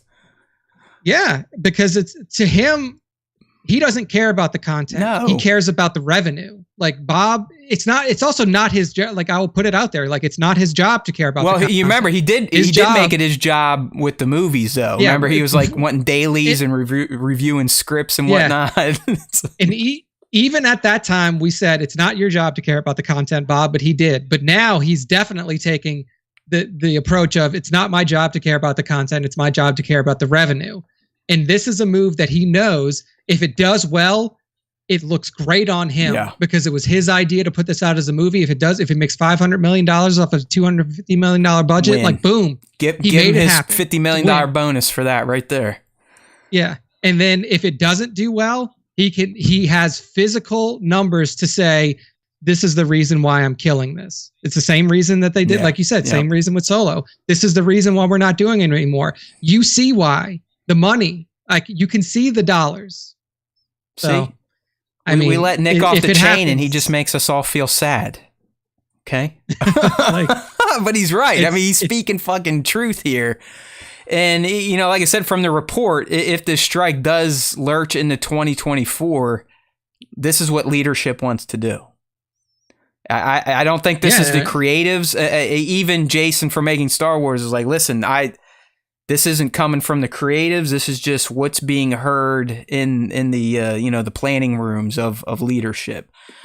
So and he too he kind of prefaced, and I think it's like what you're saying, and kind of tones is like I don't think this is going to happen. None of us really know, but what Jason's saying, and I can kind of jump onto this bandwagon is like if this thing does happen and it does become a movie, let's just make sure that the creators are getting what they want out of it, and it isn't just like some filler bullshit or like a stopgap that the studios kind of put their thumb on their head like, hey, strike's over, we need some Star Wars content out there, we're gonna fucking pump out this movie, we don't give a fuck what you say or the quality or what it's gonna do to your plans, just get it out there. So if this does come to fruition, hopefully it's done with a little bit of thought and care, and that the creatives are able to get the vision through. Because for me, Nick, it's hard to think that a writer like John, a creative like Dave, would be able to jam 2 seasons worth of Mandoverse content into a 2-hour film and actually pay off on the story they were hoping to tell as a prerequisite for the actual Mandoverse movie that should be a thing. Yeah. I mean, content, like outside of all of the other shit that I just said, like content wise, tough ask. Like it's hard to do, to like condense, especially knowing for a fact that Dave's already written all the scripts. It's like, this isn't like for him to be able it would be a complete pivot at this point in time. Yeah, because I mean, you're probably taking, I mean, like for those of you who don't know how like Hollywood scripts work, it's a page a minute. Like that's what it is. It's 1 page is roughly equivalent to 1 minute of screen time. So you're trying to get essentially a 120 page script out of a 400 page script right now, potentially more than that, like 400. So you have to cut more than you could cut 65% of what you've already written to make it down to a movie. That's very hard. Yeah. Well, hey, I guess we could technically play devil's advocate. I mean, I'm a glutton for Star Wars content. I could watch stick figures if it was telling a good story. But Nick, you could argue at times, especially in Mando season 3, that I'll never say filler, but there were some slower segments that didn't necessarily feed into the overarching narrative of the series. So I guess you could argue if season 4 has to get pared down to a movie, you'd probably be getting the cream of the crop, but you would miss out on some of the nuanced stuff that you're allowed to develop in long form TV. So I mean, it's not really that great of an exchange for someone like me that does. I do like the time. I like the deep dives. I don't care if we spend an hour with Pershing or whatever. I mean, I kind of get into that type of stuff. But I do understand how, as Nick keeps bringing up, you got to we sort of have to placate the casuals so we can keep playing with our toys that we love so much. We still run a capitalistic society, even though we believe in corporate socialism. You got to feed the machine, and the only way to do that is with dollar bills, y'all. So, and just to to give you the other side of the doom and gloom that I painted earlier. The other side is what could also possibly happen, which would be great, is what I suggested with the TV, like the 2-episode release for the shows, where you could have Mando season 4 movie release in theaters. Okay, like if you set it up well enough to where people understand what they're seeing, and you get a box office that is appropriate to say like this is a successful franchise, then what could happen is if you decide to pivot back to TV after season 4, then you boost your Disney Plus subscriber count with all of the people who are first exposed to The Mandalorian through the movie theater screens. So like you could have the inverse happen where it's like, okay, people came out in droves to see this movie, and now we see our subscriber count on Disney Plus go up because we had a bunch of interest that we didn't have before. We got to work on getting you in the Lucasfilm's marketing department. All right, Look, get a little sanity in there, a little reality. Let's let Nick start turning some of these spitballs into actual ideas. Because by the way, for you diehards, if there's a segment that stands out for you in a show, could you either just put it in the chat stream here or send me something in Discord? I've been trying to do a clip of the show on Wednesdays now as we are rebuilding Star Wars Time .show on Instagram. You got to have content to feed the AI. That's why my happy ass is still putting shit out there, even though I kind of want to stop it all. But you do that, the machines think you're dead, and bye reach. I've lost where I was going, so go ahead and you take back over. Yes. If you have any particular show segments that you think are cool that we should clip to put on the Instagram feed, let me know, because like Nick said last week, when you guys were yelling at me for being mean to him, he's like, dude, I don't even know what the fuck we said or what we talked about that we record. And I'm the same way. Like, you guys probably think we know what we're going to talk about. No, we have some prompts, and then we just go blah blah blah blah blah blah blah blah blah blah blah. Yeah. Like, if you think it was written in our script for me to have another 35-minute talk about the business end of TVs versus movies, definitely was not in there. So we don't remember anything we fucking say. But sometimes you guys are like, oh, that was interesting, or that was cool. Let me know. And then I might be able to scrub a little bit more efficiently the next day. And yes, I do hold my phone up and record the screen because it's quick and easy, and no one cares about quality anymore online, so who gives a shit? All right, sorry, that was a little PSA. So I mean, if it is true, I mean, what MSW is saying here is not only potentially Mando season 4, but then there would be like an Ahsoka 2 film. Again, these are what he is positioned as prerequisites for the already announced Mandoverse Endgame style movie event. Yeah, so I mean, we'll see what happens. I can see why they're doing this, because it's the easiest to track in terms of. Well, you know what, Nick? It's also some good FUD to put out there to the talent. This too is probably leaked from leadership to get it out there. Like, oh, hey, put this out there. We're gonna fucking take away your all your residuals for 8 shows and just give you a movie, and this, and working hours will be cut. I mean, think about just not even the stars. Like, think about going from working on a TV series to a movie.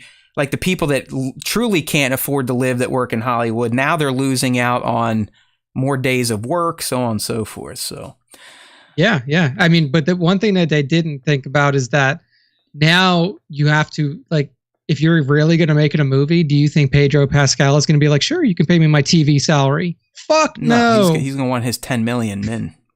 And then what they'll do is like, well, we don't see your face anyway. You're so paid as a voice actor. You. Yeah. you're only paid as a voice actor. Yeah. It's like, yeah, we can get somebody to do the voice, or your pay scale will literally be voice actor pay scale. Then he'll be like, sweet, I'm one of the hottest commodities on the planet right now, so see ya. I don't care. I'll just keep making The Last of Us. it's a can of worms. Like Star Wars is in a really fucking shitty spot right now. It's bad. And like, look, the content is good. Like the content that we're seeing that, you know, is out there right now. Like we enjoy it. And like there are, you know, there are the really kind of nitpicky people out there who are complaining about, I can see the volume and CG isn't as good and all that shit. Go back and watch content the original trilogy then, if that type of shit bothers you. Like the unspecialized original trilogy where it was like a balloon popping when the fucking Death Star exploded. Yeah. Like, well, shit, dude, even the special edition looks probably even more janky because the effects are 1990s, you know? So it's like fucking bullshit looking. Yeah, I mean, the franchise is in a really shitty spot right now because you have no movie theater presence and you don't have a movie theater presence that's coming anytime soon now because of the strike. Your TV is in a spot to where it's like the content is fantastic for a very small number of people. And you don't know how to transition back to theaters. Like they literally don't. They don't you're know how right. to I mean, I think they're scared. I mean, theaters. that's why we haven't had a movie since 2019. Yeah. Can anyone tell me who is on Matt's shirt? It's Cassian. It's I just stood up and did my modeling for them. So hopefully it's shaved Cassian, so he looks kind of like a creep. That's from our boy Adrian, who he was supposed to send us something as like a get well gift after the account got blowed up, but you know he's too busy making kick-ass toy photography. Adrian. Yes. Thanks for tickling our tits. Yeah, I mean, it's interesting rumors out there, and the thing is like it's so hard. Like we're gonna have to wait a while before anything is like confirmed, like truly confirmed. According to Stump Buddy, September their talks are scheduled to resume. But I don't. It's not sounding like there's going to be any positive outcome. So, like this report's saying, if the strike goes into 24, regardless of what happens, shit's going to start getting shuffled and butt fucked, just because there's no one working on this stuff. What's going to end up happening is if it truly does go this far, there will be independent content houses that pop up. More like A24s, right? I mean, I don't know, like, how are these other studios not doing what A24 did? You right now, Nick, you could get the cream of the fucking crop. You know what I mean? Like, hey, biggest name out there right now. You want to work? You want to be seen in theaters? Come do this movie. You might not have done it before, but now let's go. I mean, because here's like if Matt I was Nick's an actor, production fuckhouse. There we go. Let's get it going. But like honestly, so like this is something, and like you're a fan of Kevin Smith, yes, as am yes. I. Kevin at this point makes movies based off of like he crowdfunds some of his movies. He gets funding from independent investors for some of his movies, and he made Clerks 3 purely off of independent money. That you know, so that like a production house gave him, like a small production house gave him, not like AMC George Lucas stuff style, like that's funding it. Yeah, like, or you start Kevin made a whole movie based purely off of crowdfunding. Like he got like he raised like 200, like what was it, $2.5 million in crowdfunding, and then based off of that, an independent investor gave him like an additional $3 million to make his movie. So what, like realistically, if this strike continues to go on into 2024, Clerks 4. what actors and writers should do is they should start to put projects together themselves and then crowdfund them. Jay and Silent because Bob 3. People out there will do it. And boom, yeah, no, that is a good point. And then it's like you would assume at some point in time the people with the wallets are going to start coming out and realizing there's an opportunity to make a name for your production studio, but also to make some cash, because there's not going to be all the big IPs are going to be dormant. You know, you're not going to be, you can't put Marvel movies out, Star Wars movies out, any sequels of this, that, or the other thing. So it could be kind of like Nick is saying, a renaissance for indie film again. It's an opportunity. Yeah, it's an opportunity. You could have production studios, houses that are created during this strike that become fantastic content houses for years to come if people can organize properly and realize that like because the writers and the actors are on strike, if you guys actually came together, you get the best of the best, and said like, hey, we don't fucking need Bob Iger to give us $150 million to make a movie. We don't need David Zaslav to sign off on our project for WB. Pay your writers. We can write and create our own things, and then we can get independent investment to make it.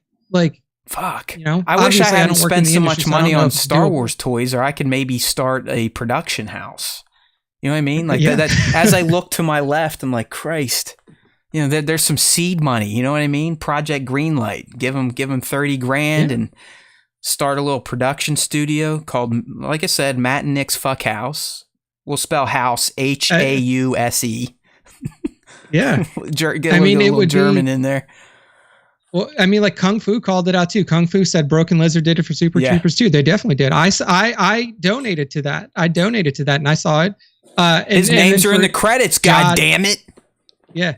For JOD 21, JOD 21. Super Troopers 2 is already out. It's probably been out for 4 or 5 years now. It's out there, buddy. It's been out for a while. It's not as good as 1, but it's worth a watch if you're a fan. But yeah, I mean, like other studios have done that. Obviously, you're not going to get Star Wars content. You're not going to get Marvel content. You're not going to get like branded. No, like I said, any big tentpole IP is off the table. It would all be new, which isn't a bad thing. I mean, no, it's. I not. mean, look what happened to DC. It exploded. Marvel's starting to decay. Even as for suckers like me, if the narratives aren't top notch, eventually it's just. And it happened to Nick. Like he's tuned out of Marvel for the past 2 years because it's just enough was enough. You know, how many more times can you introduce this hero and put him in the same situation and the same resolution to the plots? So. I don't know. It's hey, you always got the Star Wars Time show Tuesdays, 5 p. East on YouTube when there's literally nothing to watch. Maybe Nick and I will start our own self-produced reality series, and we'll wear like a fucking GoPro that just stares at our head all day and broadcast to Twitch. Yeah, but so I don't know. I mean, it's like what is going to be interesting is like how our content looks first for the show. If we do get into an area where we're we know we at least are going to make it till October, right? Yeah, I mean, we got Ahsoka, that's for sure. But then after Ahsoka, we are literally in a position to where it's like it'll be all speculation and rumor. I mean, we don't know. We have to start doing AMAs once a month and just making up special topics. Like, I mean, start doing the D&D show more often. I have no idea. Speaking of that, I'm glad you brought that up. Scoundrels of the New Republic, Chapter 2, aka Episode 3, releasing next Wednesday on YouTube and podcast platforms. I'm going to get it all prepped this week before I head out. And you will have that to watch/listen to next week. The title of the episode is The Mission. And it's not impossible, I'll tell you that. We didn't have to call Ethan in MI6. Yeah. We couldn't get the rights for the impossible part, so we just made The Mission. The mission is not impossible is what we should have called it. But yeah, so no live next week. And that'll probably be our last no live for a minute because I'll at least be locked in, ready for the fall, not going anywhere. I have a wedding in September. Actually, I'm not sure. No, I don't think I need to miss a show for that because I leave on Friday and then I get back on Sunday. So I should be all good. So next week, Scoundrels of the New Republic, listen to it passively. Obviously, it's not going to be live, watch or listen. Week after that, I know I have at least one topic planned. We're going to do our once for Ahsoka. And then the week after that, the day before Ahsoka drops, we'll do our predictions, kind of like we've done for Andor and Mando. So we can come back at the end and revisit both of those lists and see how we did. But we're not going to shift the show for being in season. We've never done it. We're not going to do it now. So hopefully you still appreciate our insights even a week later. It is kind of nice because if you think about it, you come to us a week later after all these other gas bags told you all the wrong bullshit. We get your mind corrected Tuesday night so you're fresh and ready to go for the new episode on Wednesday. And then you get another week to think about all the wrong things, and then we correct you on the following Tuesday. So that's how it goes. I'm I'm trying to get up for producing the content like I usually do, but there is a part of me, I don't know what's happened. I think it's just it's a little bit of fatigue, my friends, and not seeing any sort of return. But knowing myself, I'll probably still be up on the 23rd, pumping out some content for the 100 of you that watch it. And I appreciate the 100. It should be at least 1,000, if not 10,000. So everyone go fuck themselves. All right, let's move on to something that is real, that we don't have to speculate on. It is in the can. It's dropping 8/23, and that's the Ahsoka series. And you're probably sitting there going, oh, what the fuck are you guys going to talk about this week? That Marrok guy again? Yes, we are. Yeah. Marrok's back, man. This motherfucker, he's been giving us content all summer, but we got some new insights into him that, who knows? We'll see where the speculation goes. But Marrok got his official Star Wars databank listing, Nick, and it gives us some information that we did not know before. I mean, all we knew was like, hey, this guy looks like an Inquisitor, but Inquisitors shouldn't be around at this point in time. Why is he going after Ahsoka? Did he come through the world between worlds? Is it Ezra? Is it Barriss? Is it Starkiller? Is it your mom? Well, now we know a little bit more about Marrok, and I don't know about this. I want to see where Nick goes. So, all right, here's his databank entry. So this is canon. Once an Inquisitor hunting Jedi for the Empire, the mysterious Marrok now works as a mercenary hired by Morgan Elsbeth to carry out dark deeds. Fully encased in battered battle armor, the warrior still carries a red double-bladed saber with a circulating hilt. So, notice it's gender neutral. Okay, so the theories are still alive for Barriss or Ezra. But based on that, Nick, what they're telling us that Marrok was an Inquisitor, did his inquisiting during the Empire.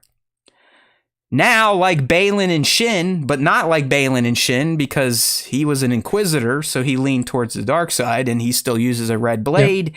He also, as a mercenary that has been hired by Morgan Elsbeth, who seems to be going around and collecting mercs that have force abilities and can use light swords or laser swords. So what do you think here? Like, is this still kind of smoke and mirrors? Obviously, yes, probably Inquisitor back then because they're saying it. It's just one we never saw. Yeah. Maybe Marrok's the name and it was a brother or a sister with a number, but obviously they're not going there. So what do you think about this new information? Yeah, I think that if this is fully 100% legit, that kind of takes Ezra off the table. It doesn't necessarily take Barriss off the table because that's the big thing about Barriss is like we don't really know what happened to her after the fall of the Republic. Like we haven't really seen her in post Clone Wars content that suggests that she did become an Inquisitor. But also, like, there's just nothing out there about her, so it's very possible that it's still her. This kind of like nixes the theory that I had previously that it's an Inquisitor that somehow found their way through the world between worlds and ended up here, and is just kind of like after Ahsoka because they were after Ahsoka in the past, so they're just kind of continuing that. That seems less likely. So it does kind of like, in my mind, it does kind of nix the Ezra angle though. Yeah. So it kind of removes one of those. I kind of felt the same way. I think I even wrote that up in my little dumb report. Ezra off the table. So, we're back to brand new character out of nowhere or Barriss. And I don't like the Starkiller shit, even with the Marrok name. It just go back, rewind the show to Nick's point about casual versus nut jobs like ourselves. It would make no sense. So brand new character, which I don't love, but oh well. You can do interesting things with new characters. But the one to me, I'm still stuck on this. Would be Barriss, because finding out that Barriss has been a secret Inquisitor all along since the Clone Wars would be kind of cool. It would make sense as to why Morgan may have gone after this type of merc specifically for Ahsoka. Maybe she didn't even know, but again, for a fan and the payoff from the Clone Wars arc that these two were linked together in, that would be my preference, which means there's no chance in hell it's going to happen. So, I mean, could Marrok just truly be Marrok? It seems like a waste. I mean, it just seems like a waste. Yeah, and it's like like you said it. It's like for people like us, the best thing is when it's like, oh, it's this person from then. And like, I feel like there's always that itch that we have where it's like, just tie it back because it's so easy to tie it back. And it's a Dave like, series where you'd think that would happen, but yeah, stuff like that hasn't really happened in the Mando either. So you know. Yeah, I know. It's like we always not have that he writes that, but he is, he consults heavily. Yeah, like we always have the theories for Mandoverse, and it's like, oh, it could be this or it could be this, it could be this. But it's always like super, like it's super hard for, I don't know if it's just super hard for them to do that or if they have other plans for specific characters or it just doesn't get approved or whatever the fuck happens. It just seems like it doesn't happen. But yeah, I mean, at this point, I kind of have to lean towards like maybe Marrok is like, maybe not necessarily a new character, is Marrok like a different, like you said, like a numbered Inquisitor that like we've seen before, but then comes back and like he can't be, the second brother anymore. He has to go by a different name. Like he has to go by Marrok. Yeah, I mean, it's interesting because there's a lot of possibilities, but there's so many that stick out as like the best option. So it's just so hard to be able to like accurately say what the better choice. Yeah, sometimes I think too much and probably too analytically about this shit. And I'm just like, it's Dave. He wrote it. It's his character. There's got to be more nuance to just, oh yeah, he's a fucking. And what's with all these goddamn force using mercs in the galaxy? Like it's another thing. It's like, oh yeah, that was a thing. Okay. Dude, why weren't the rebels hiring Balin and Shin? I mean, if they're mercs, right? Yeah. Yeah, I mean, like that's the thing is like if they are mercenaries and they're all just about the dollar bill, like maybe it is because like the rebels just had no money, so they couldn't afford them. I don't know, like, and now, but like at this point, I think like Morgan Elsbeth clearly has a lot of money because she's been doing like this. She's been like salvaging ships and stuff for like Thrawn's eventual return. So maybe she's just like loaded and is paying these people whatever they ask for. But yeah, I mean, the whole angle of like, not only has she hired supposedly, like literally hired them, is paying them like Balin and Shin, but now she has another, like you said, another force user on her payroll. Like, I don't know where she's coming across all these people to start with. You got to think that Morgan at least has a tangential tie to that fucking captain shithead that's like blowing Thrawn through holograms. Yeah. And I hate that I forget his name. I know he's like a famous captain that was in the Thrawn, Heir to the Empire and all that. Who gives a shit? You guys know who I'm talking about, but Pelion. Yeah, there you go, Pelion. You got to think she's probably getting some cash from the remnant. I mean, she had that operation on that planet, Calidor or whatever it was, where she was harvesting it. She's clearly been working towards this goal of finding Thrawn for quite some time, potentially even as far back as the OT when the Empire was still humming. So, I think she's connected more than just through the potential Night Sister heritage that she may or may not have. There's a good chance the Empire, at least that wing of the remnant, not the Gideons of the galaxy, but the Paleons. There's a good chance that they're funneling her the cash. Oh yeah, like there's definitely some secret investments happening here. So yeah, I mean, Marrok continues to be a fucking question mark because seemingly it's not Ezra, at least as far as we can tell. Like I feel like it's leaning towards not Barriss, but that's still a possibility. And then really in terms of known quantities, the only other ones that we have are just basically any Inquisitor that we've ever met. So like going back into Rebels timeline, even like picking out some of the Inquisitors that we may have seen in the Kenobi series, it's probably not Reva. No.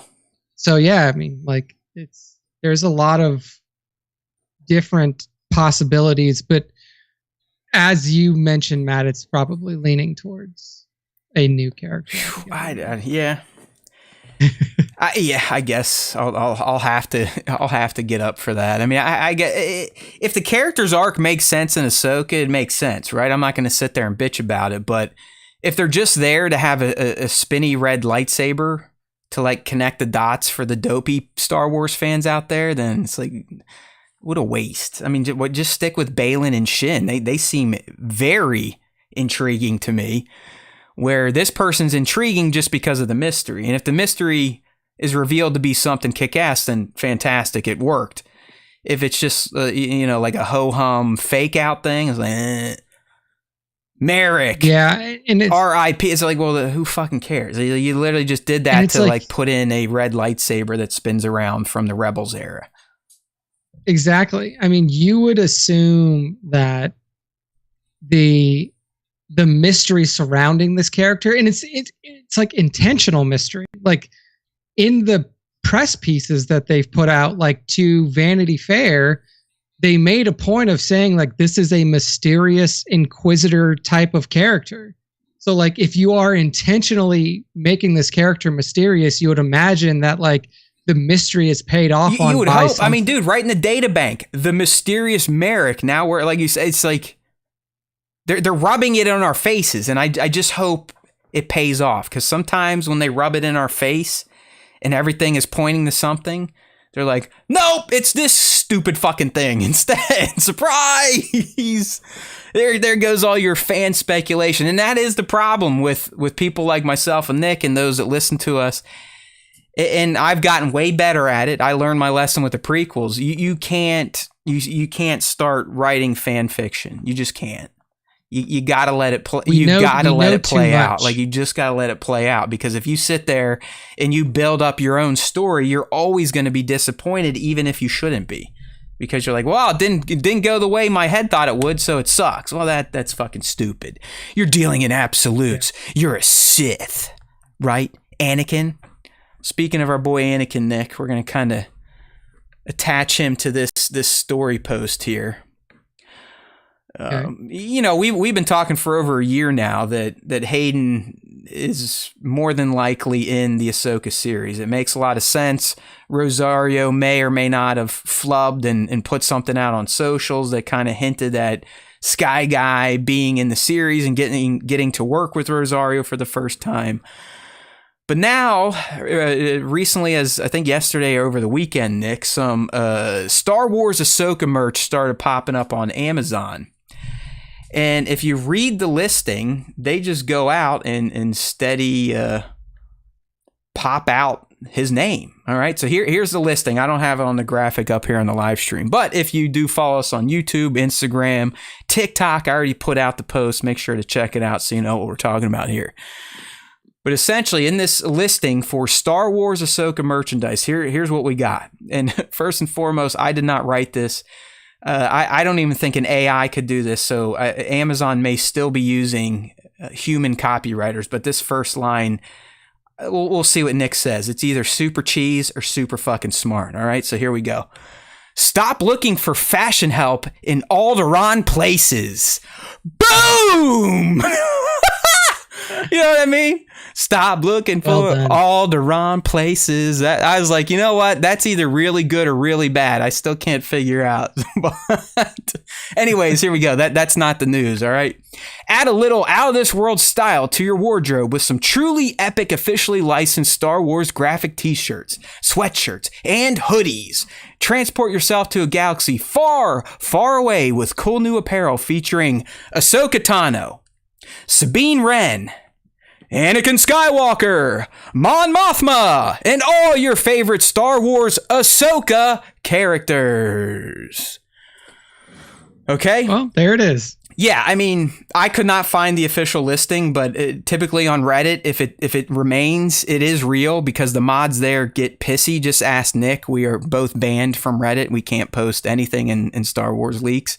They essentially have an auto bot that just be like, oh yeah, fuck these guys. So I do think it's legit. It sounds like copy you would find on a site like Amazon. And they do just kind of, hey, fucking Sabine, Mon Mothma, oh yeah, this guy too, Anakin Skywalker. So if you haven't heard that before, this is your first time hearing it, I mean, this is as close to legit as we've gotten, right? I mean, this still has never been made official. But kind of like we're saying with the Barriss thing, this makes even more sense than that for Anakin in either ghost form or a flashback to be in a fucking series that stars his Padawan, that he had a heavy hand in shaping the person she became. Yeah, no, I mean, it totally makes sense. I mean, there's a ton of opportunity for flashback potential. And then there's obviously the opportunity for the Force Ghost. What would actually be interesting is, and this may stop them from doing it, is how do you handle Ahsoka in flashbacks? Like, do you just make her, like, is it still Rosario? No, but I don't know. I mean, I might be making this up, but don't you remember maybe a year and a half ago, there was reports of a younger black female actress possibly being attached to a Star Wars property? Maybe.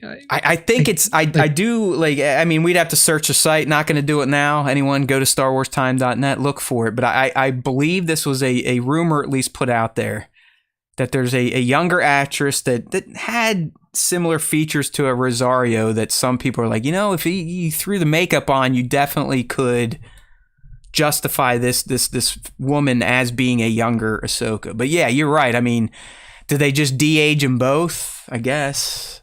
I mean, they did it in Kenobi. It wasn't the best. I mean, he definitely didn't look like Attack of the Clones Anakin. But that's the good thing for Hayden. If they just de-age him back to like a little bit before Rots, that'll work a lot better than them trying to bring him back to his little Padawan ponytail. Yeah. Yeah. Exactly. The Like, Ahsoka that's thing, fine. that you can't really de-age the makeup, I wouldn't think.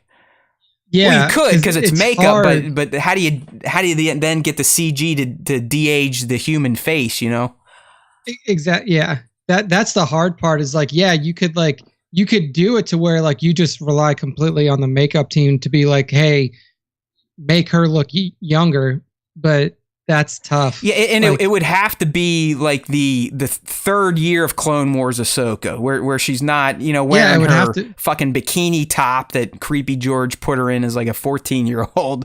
She's you know, closer to the one we saw being courted by the Night Owls to kick Maul off of Mandalore.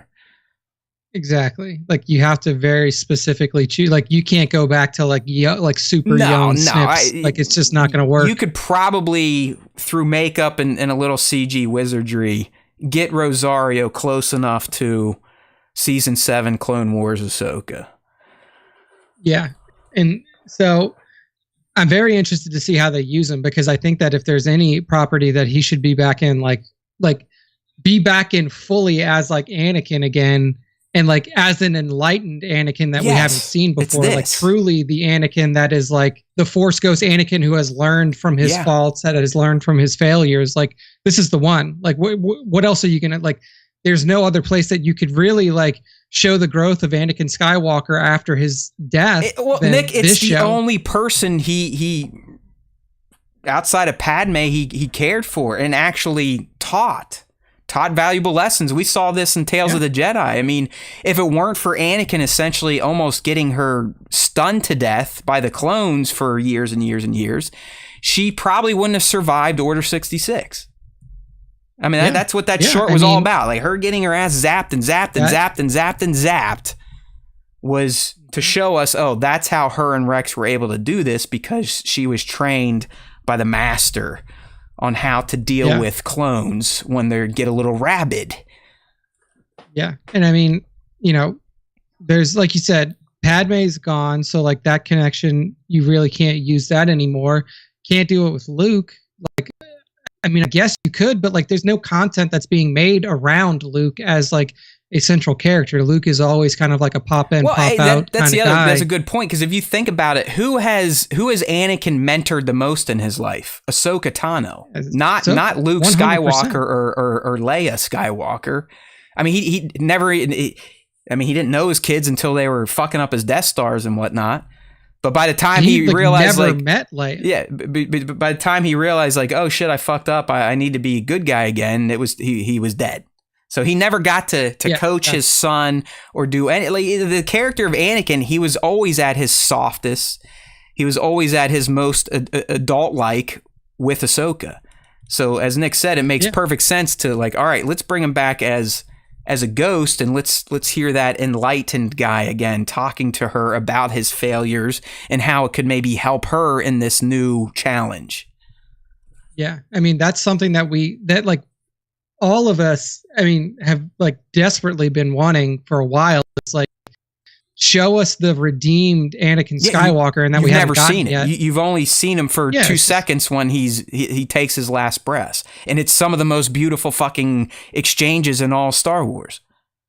Yeah, I mean, like and when I said that, like, he never got to meet Leia. Obviously, yes, he met Leia, but he never got to meet Leia as his daughter. Correct. Like, he never, like, when he is on the Tantive 4 at the beginning of no clue. A New Hope, no fucking clue. He's like, you are the senator from this planet. Like, that's all I know about you. I don't know that you're my kid. Like, so yeah, a member of the Rebel Alliance and a spy. Take her away. Take her away. Like, he's never met like Leia as his daughter, and he only met Luke as his son briefly, and tried to kill him. He was get him to join the dark side. Yeah, literally his interactions with his son. Hey, let's kill the Emperor. Join the dark side. We can run the guy. He essentially tried to do the same thing to his son that he did to Padme on Mustafar. He's like, hey, fuck it, we'll just run the show. Join me. All right, we were wondering, what young Ahsoka may look like in a flashback. How about Ghost Anakin? Did they use this quasi Sebastian Stan body and Hayden head like they did in the fucking special edition, where Anakin isn't even wearing his fucking Jedi tunic? Or do they put him in the fucking leathers? You know what I mean? I think that they give him his old school get up for sure. I don't think that they stick him back. This is one of the worst. Like, I'm not kidding.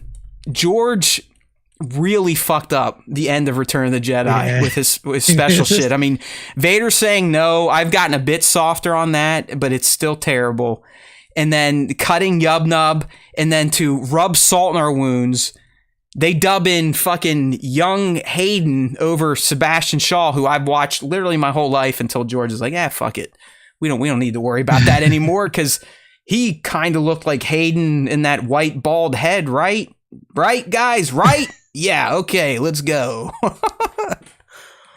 Yeah, I think now is the time to give the proper. He should be wearing his shit. They all wear their shit that they essentially died in or left the light in. I mean, hell, he should be wearing his fucking Vader armor. His head should still all be damaged. He should be walking around with no helmet.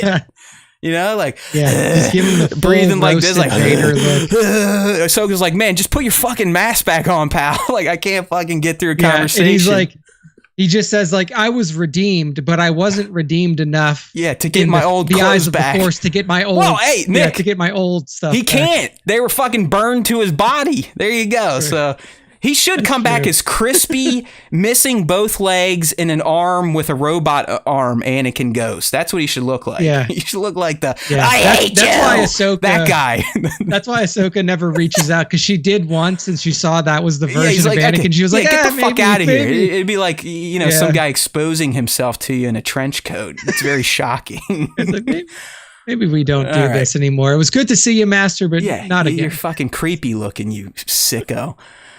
All right, so there you go. I mean, I still think this has been a take it to the bank since the first time we heard the rumors. It just makes too much sense narratively, which again, when we say that, means it may not happen. So we'll see. Yeah, oftentimes won't. I'm pretty sure Hayden is going to be in this, and that's going to get all Star Wars fans pumped, Nick. That might even bring in some of the lagging crowd into Ahsoka. The moment they see that buzz go out, the red flare, Anakin's back, Anakin's in Ahsoka, the prequel bros will flock to it. Yeah, right. I think it would help, honestly. If they know that Anakin's going to be in there, they will show up. What if Iger's like, hey, Dave, I know you're sitting on this. It's a huge reveal. It's like the crux of your story, but I need to make money, so we're going to put him in the next TV spot. Yeah, it's like Anakin returns in the Ahsoka series, and there's like nothing about Ahsoka. It's just Anakin. hey, he may do it. He may make it happen. Because at this point, I think that like I don't even know if like Dave probably does he even have like purview over marketing spots? Man, that would maybe not. I don't know, but that would do like Iger definitely would be like, we got this fucking ace up our sleeve and we're not using it. Like, put it out there, motherfucker. All right, my boy Nova coming through with the request. He said, "This is the highlight that you need to promote this week: crispy Anakin visiting Ahsoka." All right, I wrote it down. Yeah. What's we're about at the 2:02 on our record. Right. So here we go. Yeah. See, we're at. I think it's Ask and you shall receive, people. That's how we do it. You right know, around the 2 hour mark. We are live. We turn those requests around like nothing. But yeah, that's what I'm looking for. So thanks, Nova, for paying attention. Also, for those of you who are not aware, anybody can make a clip off of our YouTube videos. Yes, in our podcast. You share them right. It's very easy because I tried doing that too, but it's all fucked up. Like I'm telling you, I record my screen because it's easy. I know it sucks. But it's easy. I need easy in my Star Wars life these days. I need shit to just go. And then, like, if you guys, I'm pretty sure if you guys out there make a clip of the show, like there's something in the YouTube backend that like we get notified about. Well, if like they like clip it and people start watching it, Nick, it goes right to our main video. Okay, so yeah, so they make the clip. It takes 2 seconds. They can be, I think, 15 to 60 seconds long. You just watch, go right to the player, clip. Pick it. It'll say, where do you want to share it? You want to share it as a link to Twitter, yada, yada, yada, and you're off to the races. So the reason I don't do that because it's only 60 seconds. And I think we can only share it to Twitter. So it's like, fuck it. Okay. Yeah. So, yeah, I mean, if you guys see something like that too, you go ahead and clip it, share it to your Instagram, share it to wherever you want to share it to. And then that'll also help us out because it's getting in front of your audience and not just our audience. Yeah, I can't tell you all enough, and you guys know, too. I mean, when you look at social media, if you come across an account that you respect or enjoy, and they put out some content, you typically will drill into that. So that's the type of stuff we're looking for. You stump for us usually means people that like you might stump as well.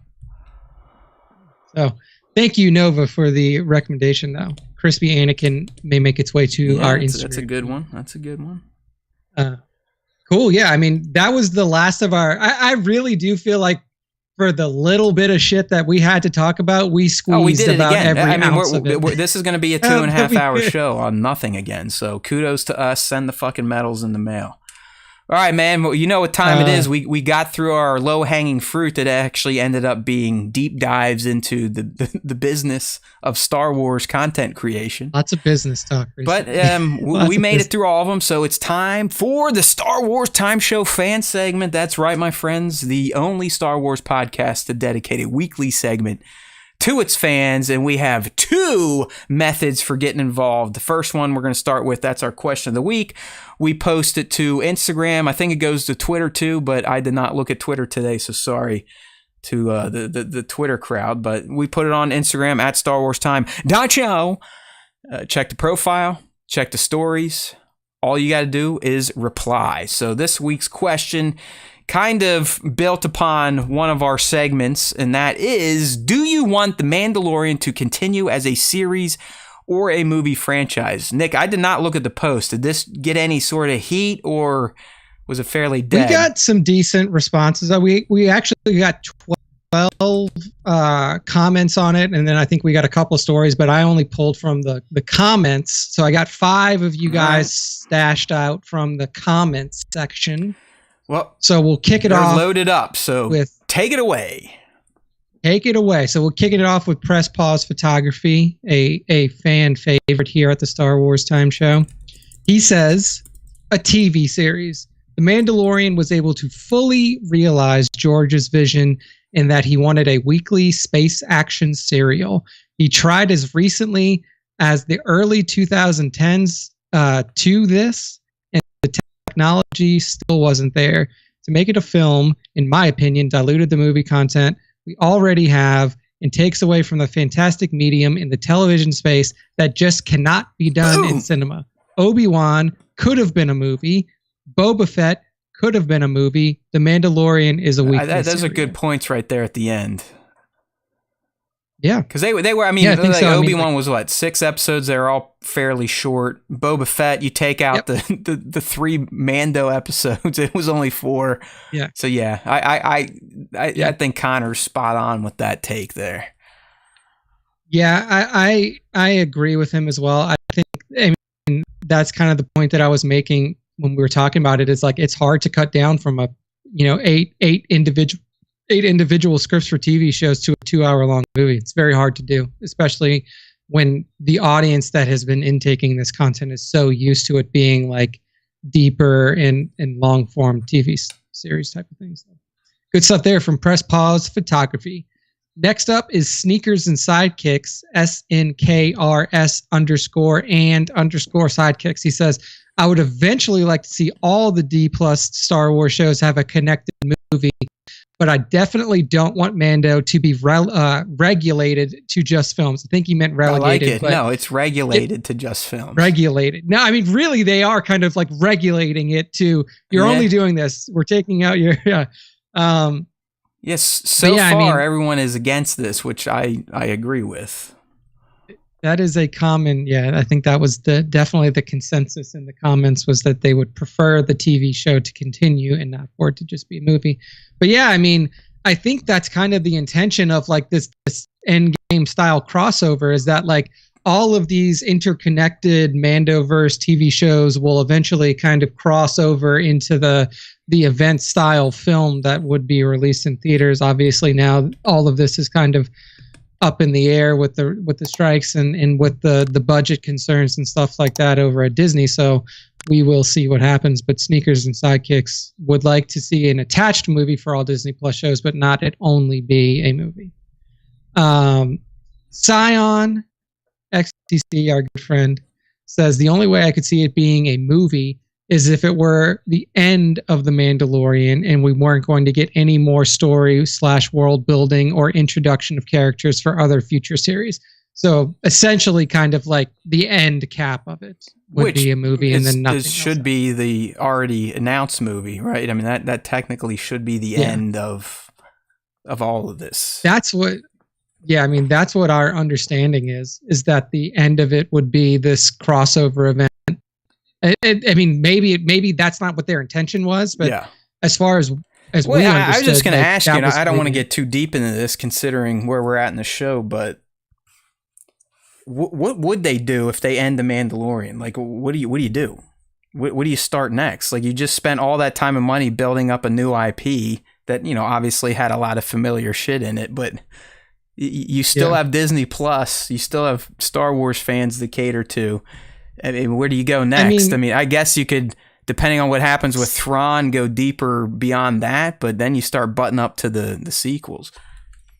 Well, I think that like the most logical thing is, because to me, the most logical step post this endgame crossover style thing is to actually like build your narrative towards the sequel trilogy, right? So like start to show laser the focus on the New First Republic. Order, and the Resistance. Yeah, because up to this point, like we have seen very little development in terms of like where the New Republic is sitting and how everything is going. So like you build towards your sequel trilogy, introduction of characters that we will be familiar with from the First Order, like you were saying, like introduce Hux into this, like start to work in, like what is going on and how, like, I guess you would say, like, to some degree, like introduce Snoke in a way, like the character of Snoke, like work him in, like they won't do it, but dude, you could focus in on family Solo.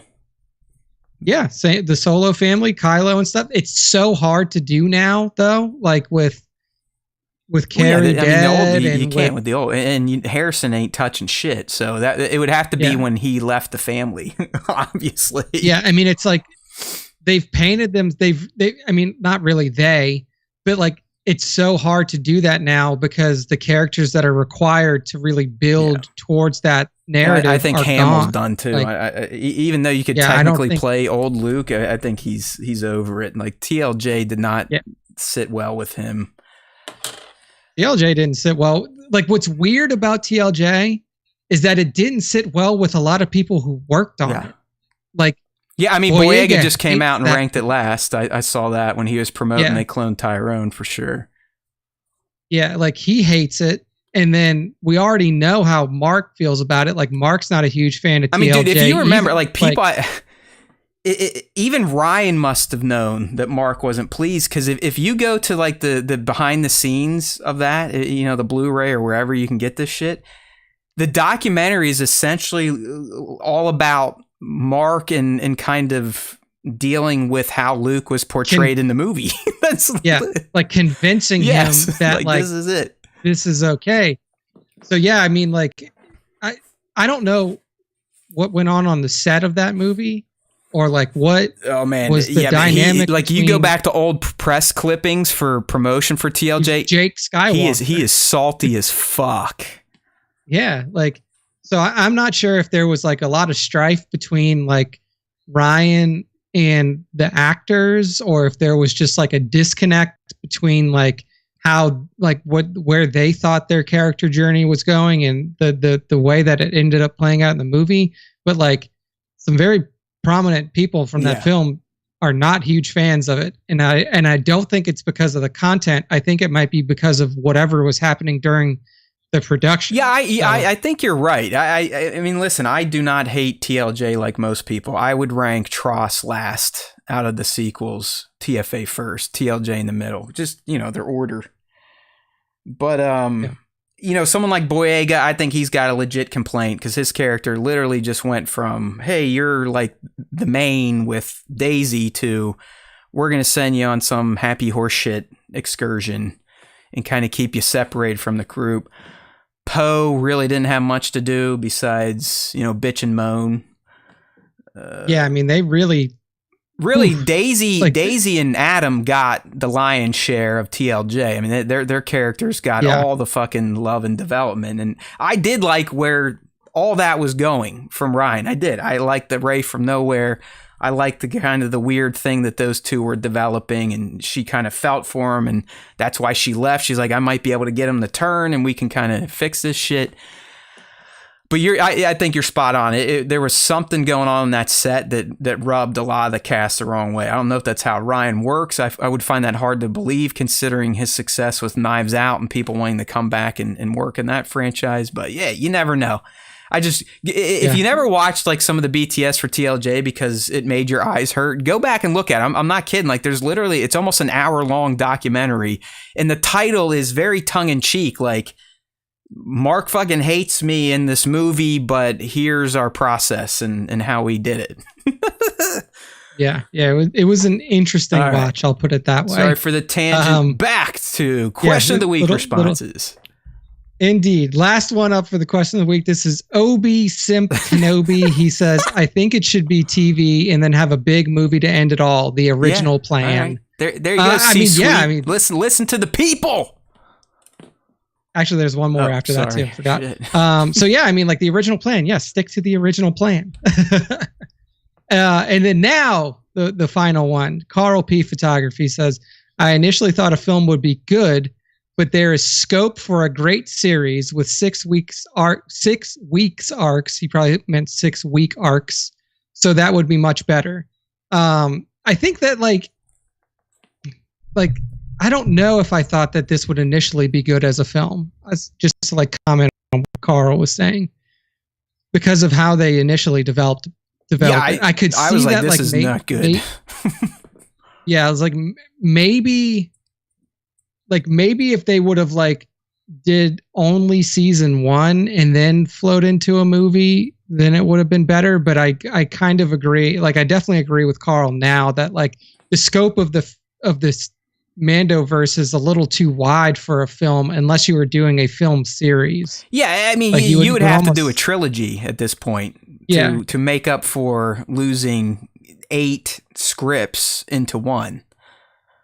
Yeah, like, and it would be like, and then you're doing a full trilogy production of movies for what would have been an 8-episode run of TV, it just doesn't equate in terms of the financials. Like, it doesn't make sense. So they'll do it. I don't mean, know. that's what it comes down to. Yeah, so they're gonna do it. Like, they'll do you it. know they're gonna do it. And so I mean, I don't know. It's like this. The plan doesn't seem to make sense in any way, shape, or form, other than like maybe you can do it faster. That's the only thing that I can really think is maybe you can do it faster, and maybe if the stars align, it is a hit in theaters. Yeah. Like, and that's it. Because the thing, like, here's how I know that it's gonna fuck up theater shit. I've seen like a majority of Star Wars films with Taylor, and like sometimes I can get her to go to a theater with me to see it. If I was like, hey, we're gonna go see a new Star Wars movie, and it's basically like the 4th season of The Mandalorian, she's gonna be like, you and the mouse in your pocket? She's like, why would I go see this with you if I need to watch the other 3 seasons before I can understand what's going on? Like, at the very least, with like the films, like with the trilogy films and stuff like that. Right. It's 2 movies versus 2 seasons worth of content, or 3 seasons worth of content. It's like if I was to go see TLJ with her, I'd be like, oh, well, just watch TFA. Like, we'll watch TFA at home, then we'll go see TLJ. Easy lift, no problem. If I'm like, you got to watch 24 hours of content to catch up Nick, to go see fuck this movie, yourself. she's gonna I'll be see like, you later. Yeah, she'd be like, you will go see this have alone. fun. Thank you. Yeah. All right. But yeah, so that was the question of the week. Thank you all for responding. And if you want to get involved in that, follow our Instagram at StarWarsTime.show. Now we will be moving into the final segment of our show, the top 5 Star Wars fan arts features of the week. To get involved in this segment is a little different than how we used to do it. Make sure when you are on Instagram, tag at StarWarsTime.show. That is how I pick out the top 5 now. I go through all of our tagged photos for the week, and I pick out the ones that I like the most. Matt also does his individual picks. Yeah, it is like a full on tag team at this point, right? Like I scan, like I'll just look in the search sometimes, I'll look in the feed, I'll look in the tag, and then I always look in ad tag where Nick ends up. So that's where the daily reels are coming from. Hopefully you guys are still digging that type of shit. Just do kind of a little reel remix of some of the more spectacular art that comes across my plate in the morning. And then my man here, like he said, he's only mining the ad tag at StarWarsTime.show. So if you want to make the top 5, you got to get in front of the man. All right. I am not the man anymore. Nick is the man. I'm the bitch. So listen to him. The hashtag. Listen to Matt was saying, we want you to use it. I use it because I have it tied into some programming logic for other shit, but it's impossible. You used to be able to sort them by recent. Now it's like, oh yeah, recent as in May will still show up in the top. So it's fucked. Like Nick's doing what he's got to do. So you got to do what you got to do.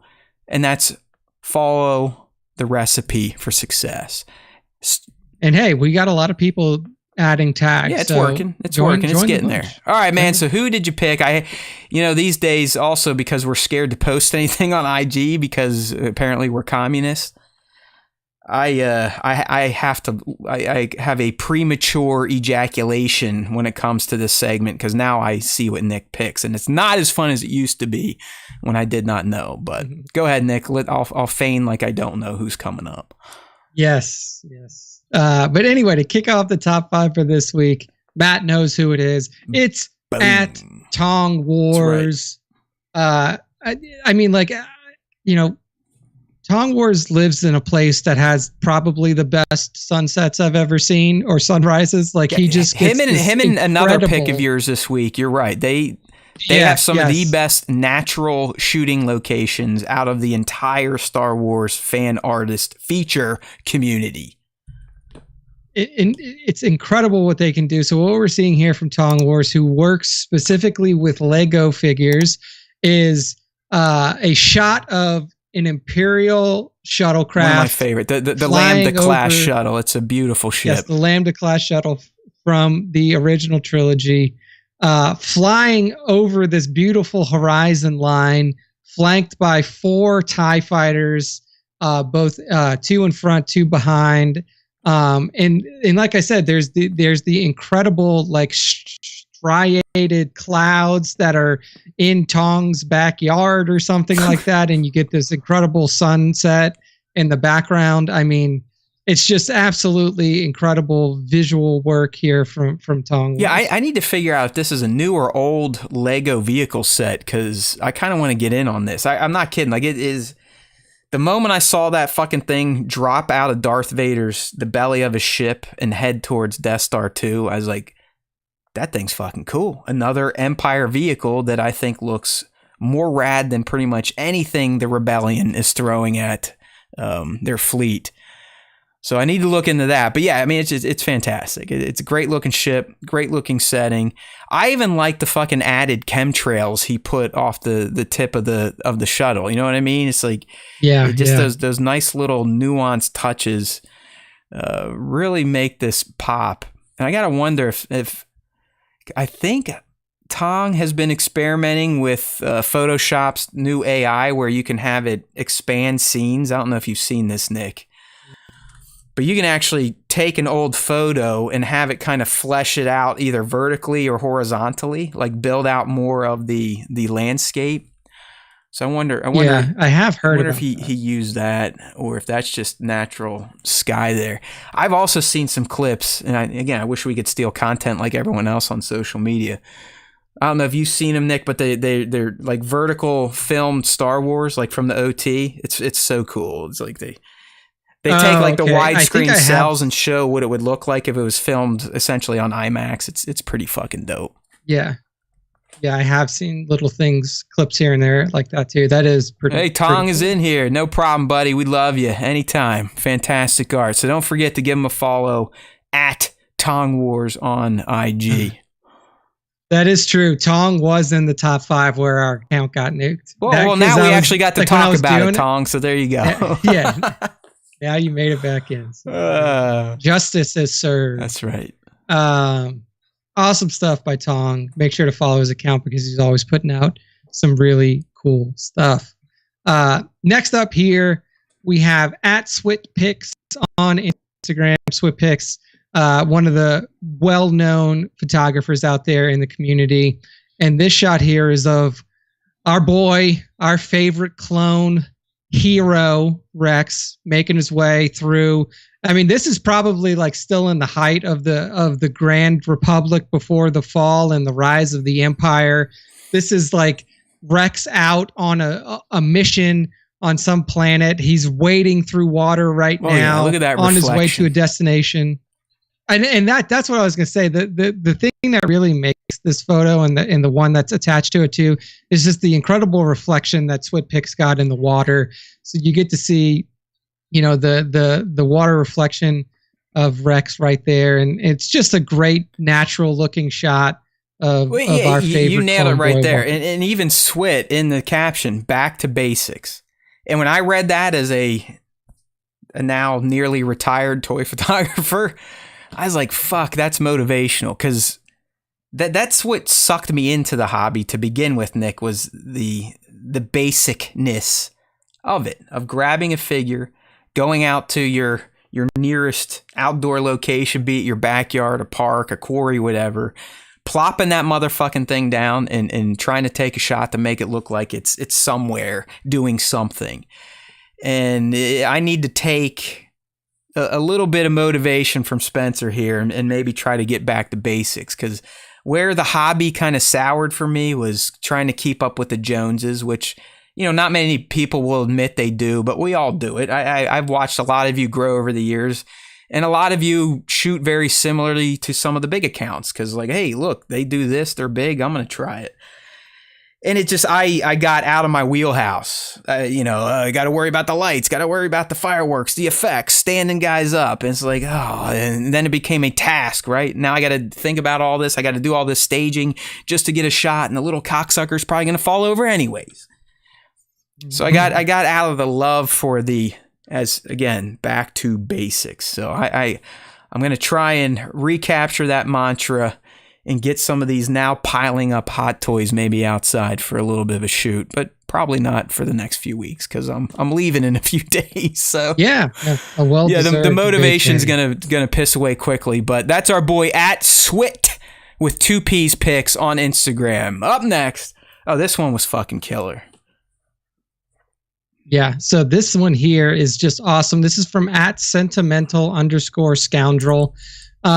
First time feature, I believe.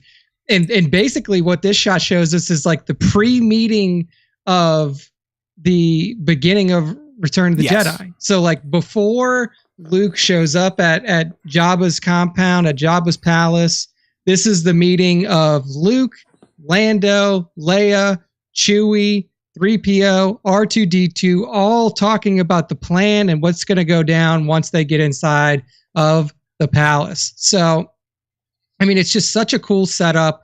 You see all of our heroes of ROTJ right here in front of you. The Millennium Falcon is off in the background, parked on top of a little, I guess, craggy mountainscape of Tatooine.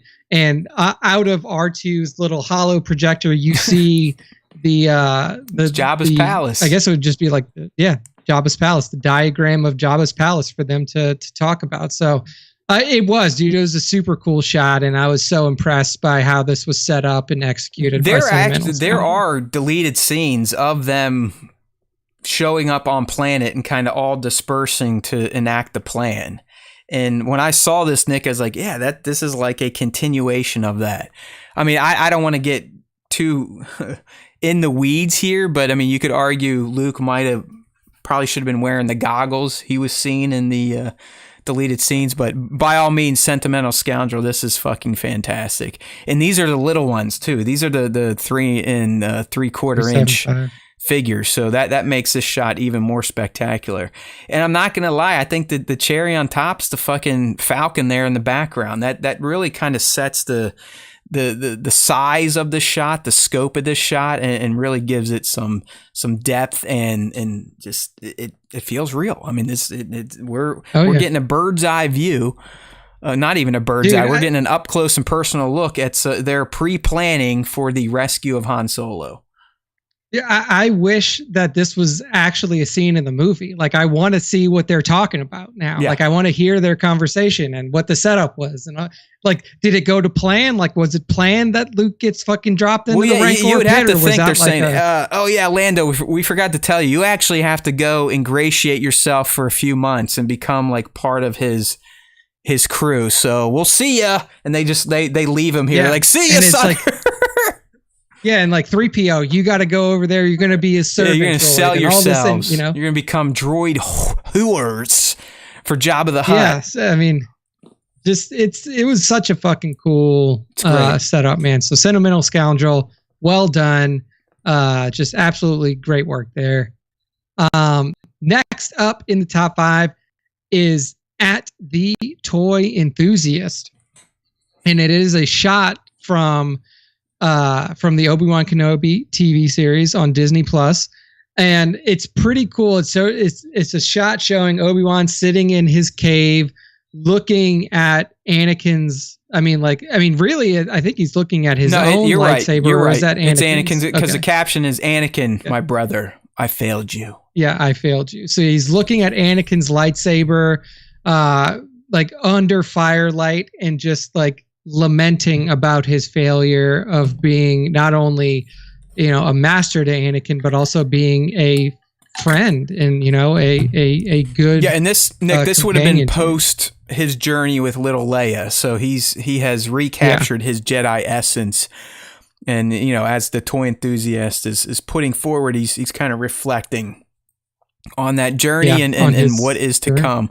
But I like the practicality of the set. I mean, I love the plastic flames with the light in it to make it look like fire. And back there to make cave walls, I'm guessing those are like some crinkled up paper bags. Paper bag. Great little practical effects tricks here from at the Toy Enthusiast. Indeed, well done. And then to close out the top 5, this is the one that you alluded to before.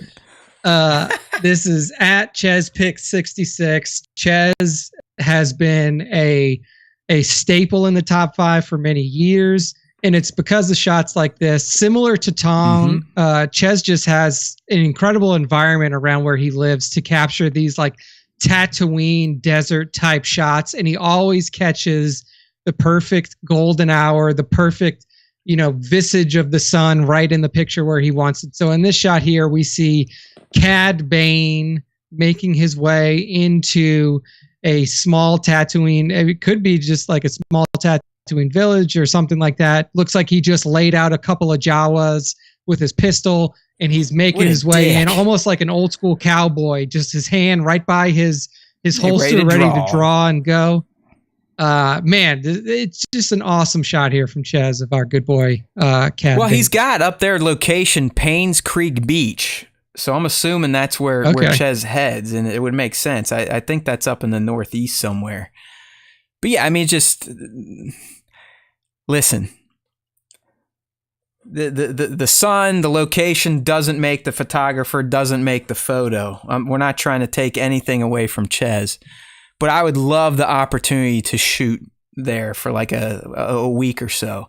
Because it's no bullshit shooting. Like Chez isn't wheeling out a bunch of lights and fucking air cans and gasoline and flamethrowers. He's just setting shit up on a beach, probably having people think he's a weirdo, but producing shit like this because you're gonna get all those money shots. I mean, both the sun rising and the sun setting are always gonna look fantastic at Paynes Creek Beach, and it just so happens to work really well for toy photography, especially Star Wars, because you got the desert locales and so on and so forth. So Chez always has a lot of fantastic Tatooine themed shots on his page. Chez Picks 66. Indeed, he does. So excellent stuff there. Thank you all for using the tag at StarWarsTime.show on your images, on your artwork, on your pics. Continue to do it. Tell your other artist friends to do it as well. The more people that are tagging, the more opportunity for top 5 entries. So keep that up. But that's it. That's the end of the top 5. That's the end of our show where we had nothing to talk about, and we talked to you guys for 2.5 hours. It really is unbelievable. So, and people still get mad at me for not letting, stepping on Nick. Trust me, we speak plenty, the both of us. Yeah, we both talk a lot. All right, man. Another good one. But remember, anytime we say goodbye, we need you, the SWTS Army, to get to work, or at least pretend you're going to get to work and tell us you are.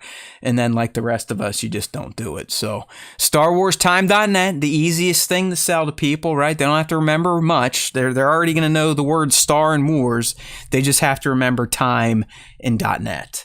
And why should you tell them about that URL, that domain? Well, it's the greatest domain on the internet, but it's also our home base. It's where you can get all the easy jump to links. Hey, you want to listen to the Star Wars Time show on iTunes? Go to StarWarsTime.net. Hey, you want to watch the Star Wars Time show on YouTube? Go to StarWarsTime.net, or just at Star Wars Time show on YouTube. You know what I mean? So don't forget StarWarsTime.net. That's where our content lives before we go live on Tuesdays. And it's also the easiest place to get linked in with our social presence, whatever the fuck that is these days. And the important stuff, the podcast platforms and YouTube. All right? I can't hammer that enough. Sub. We need subs. YouTube has really slowed down engagement. The shorts don't work anymore. The comic books are flopping. So keep it up. I love doing the show. I've seen numbers go up on the show, which is fantastic. So let's keep that trend moving forward. StarWarsTime.net.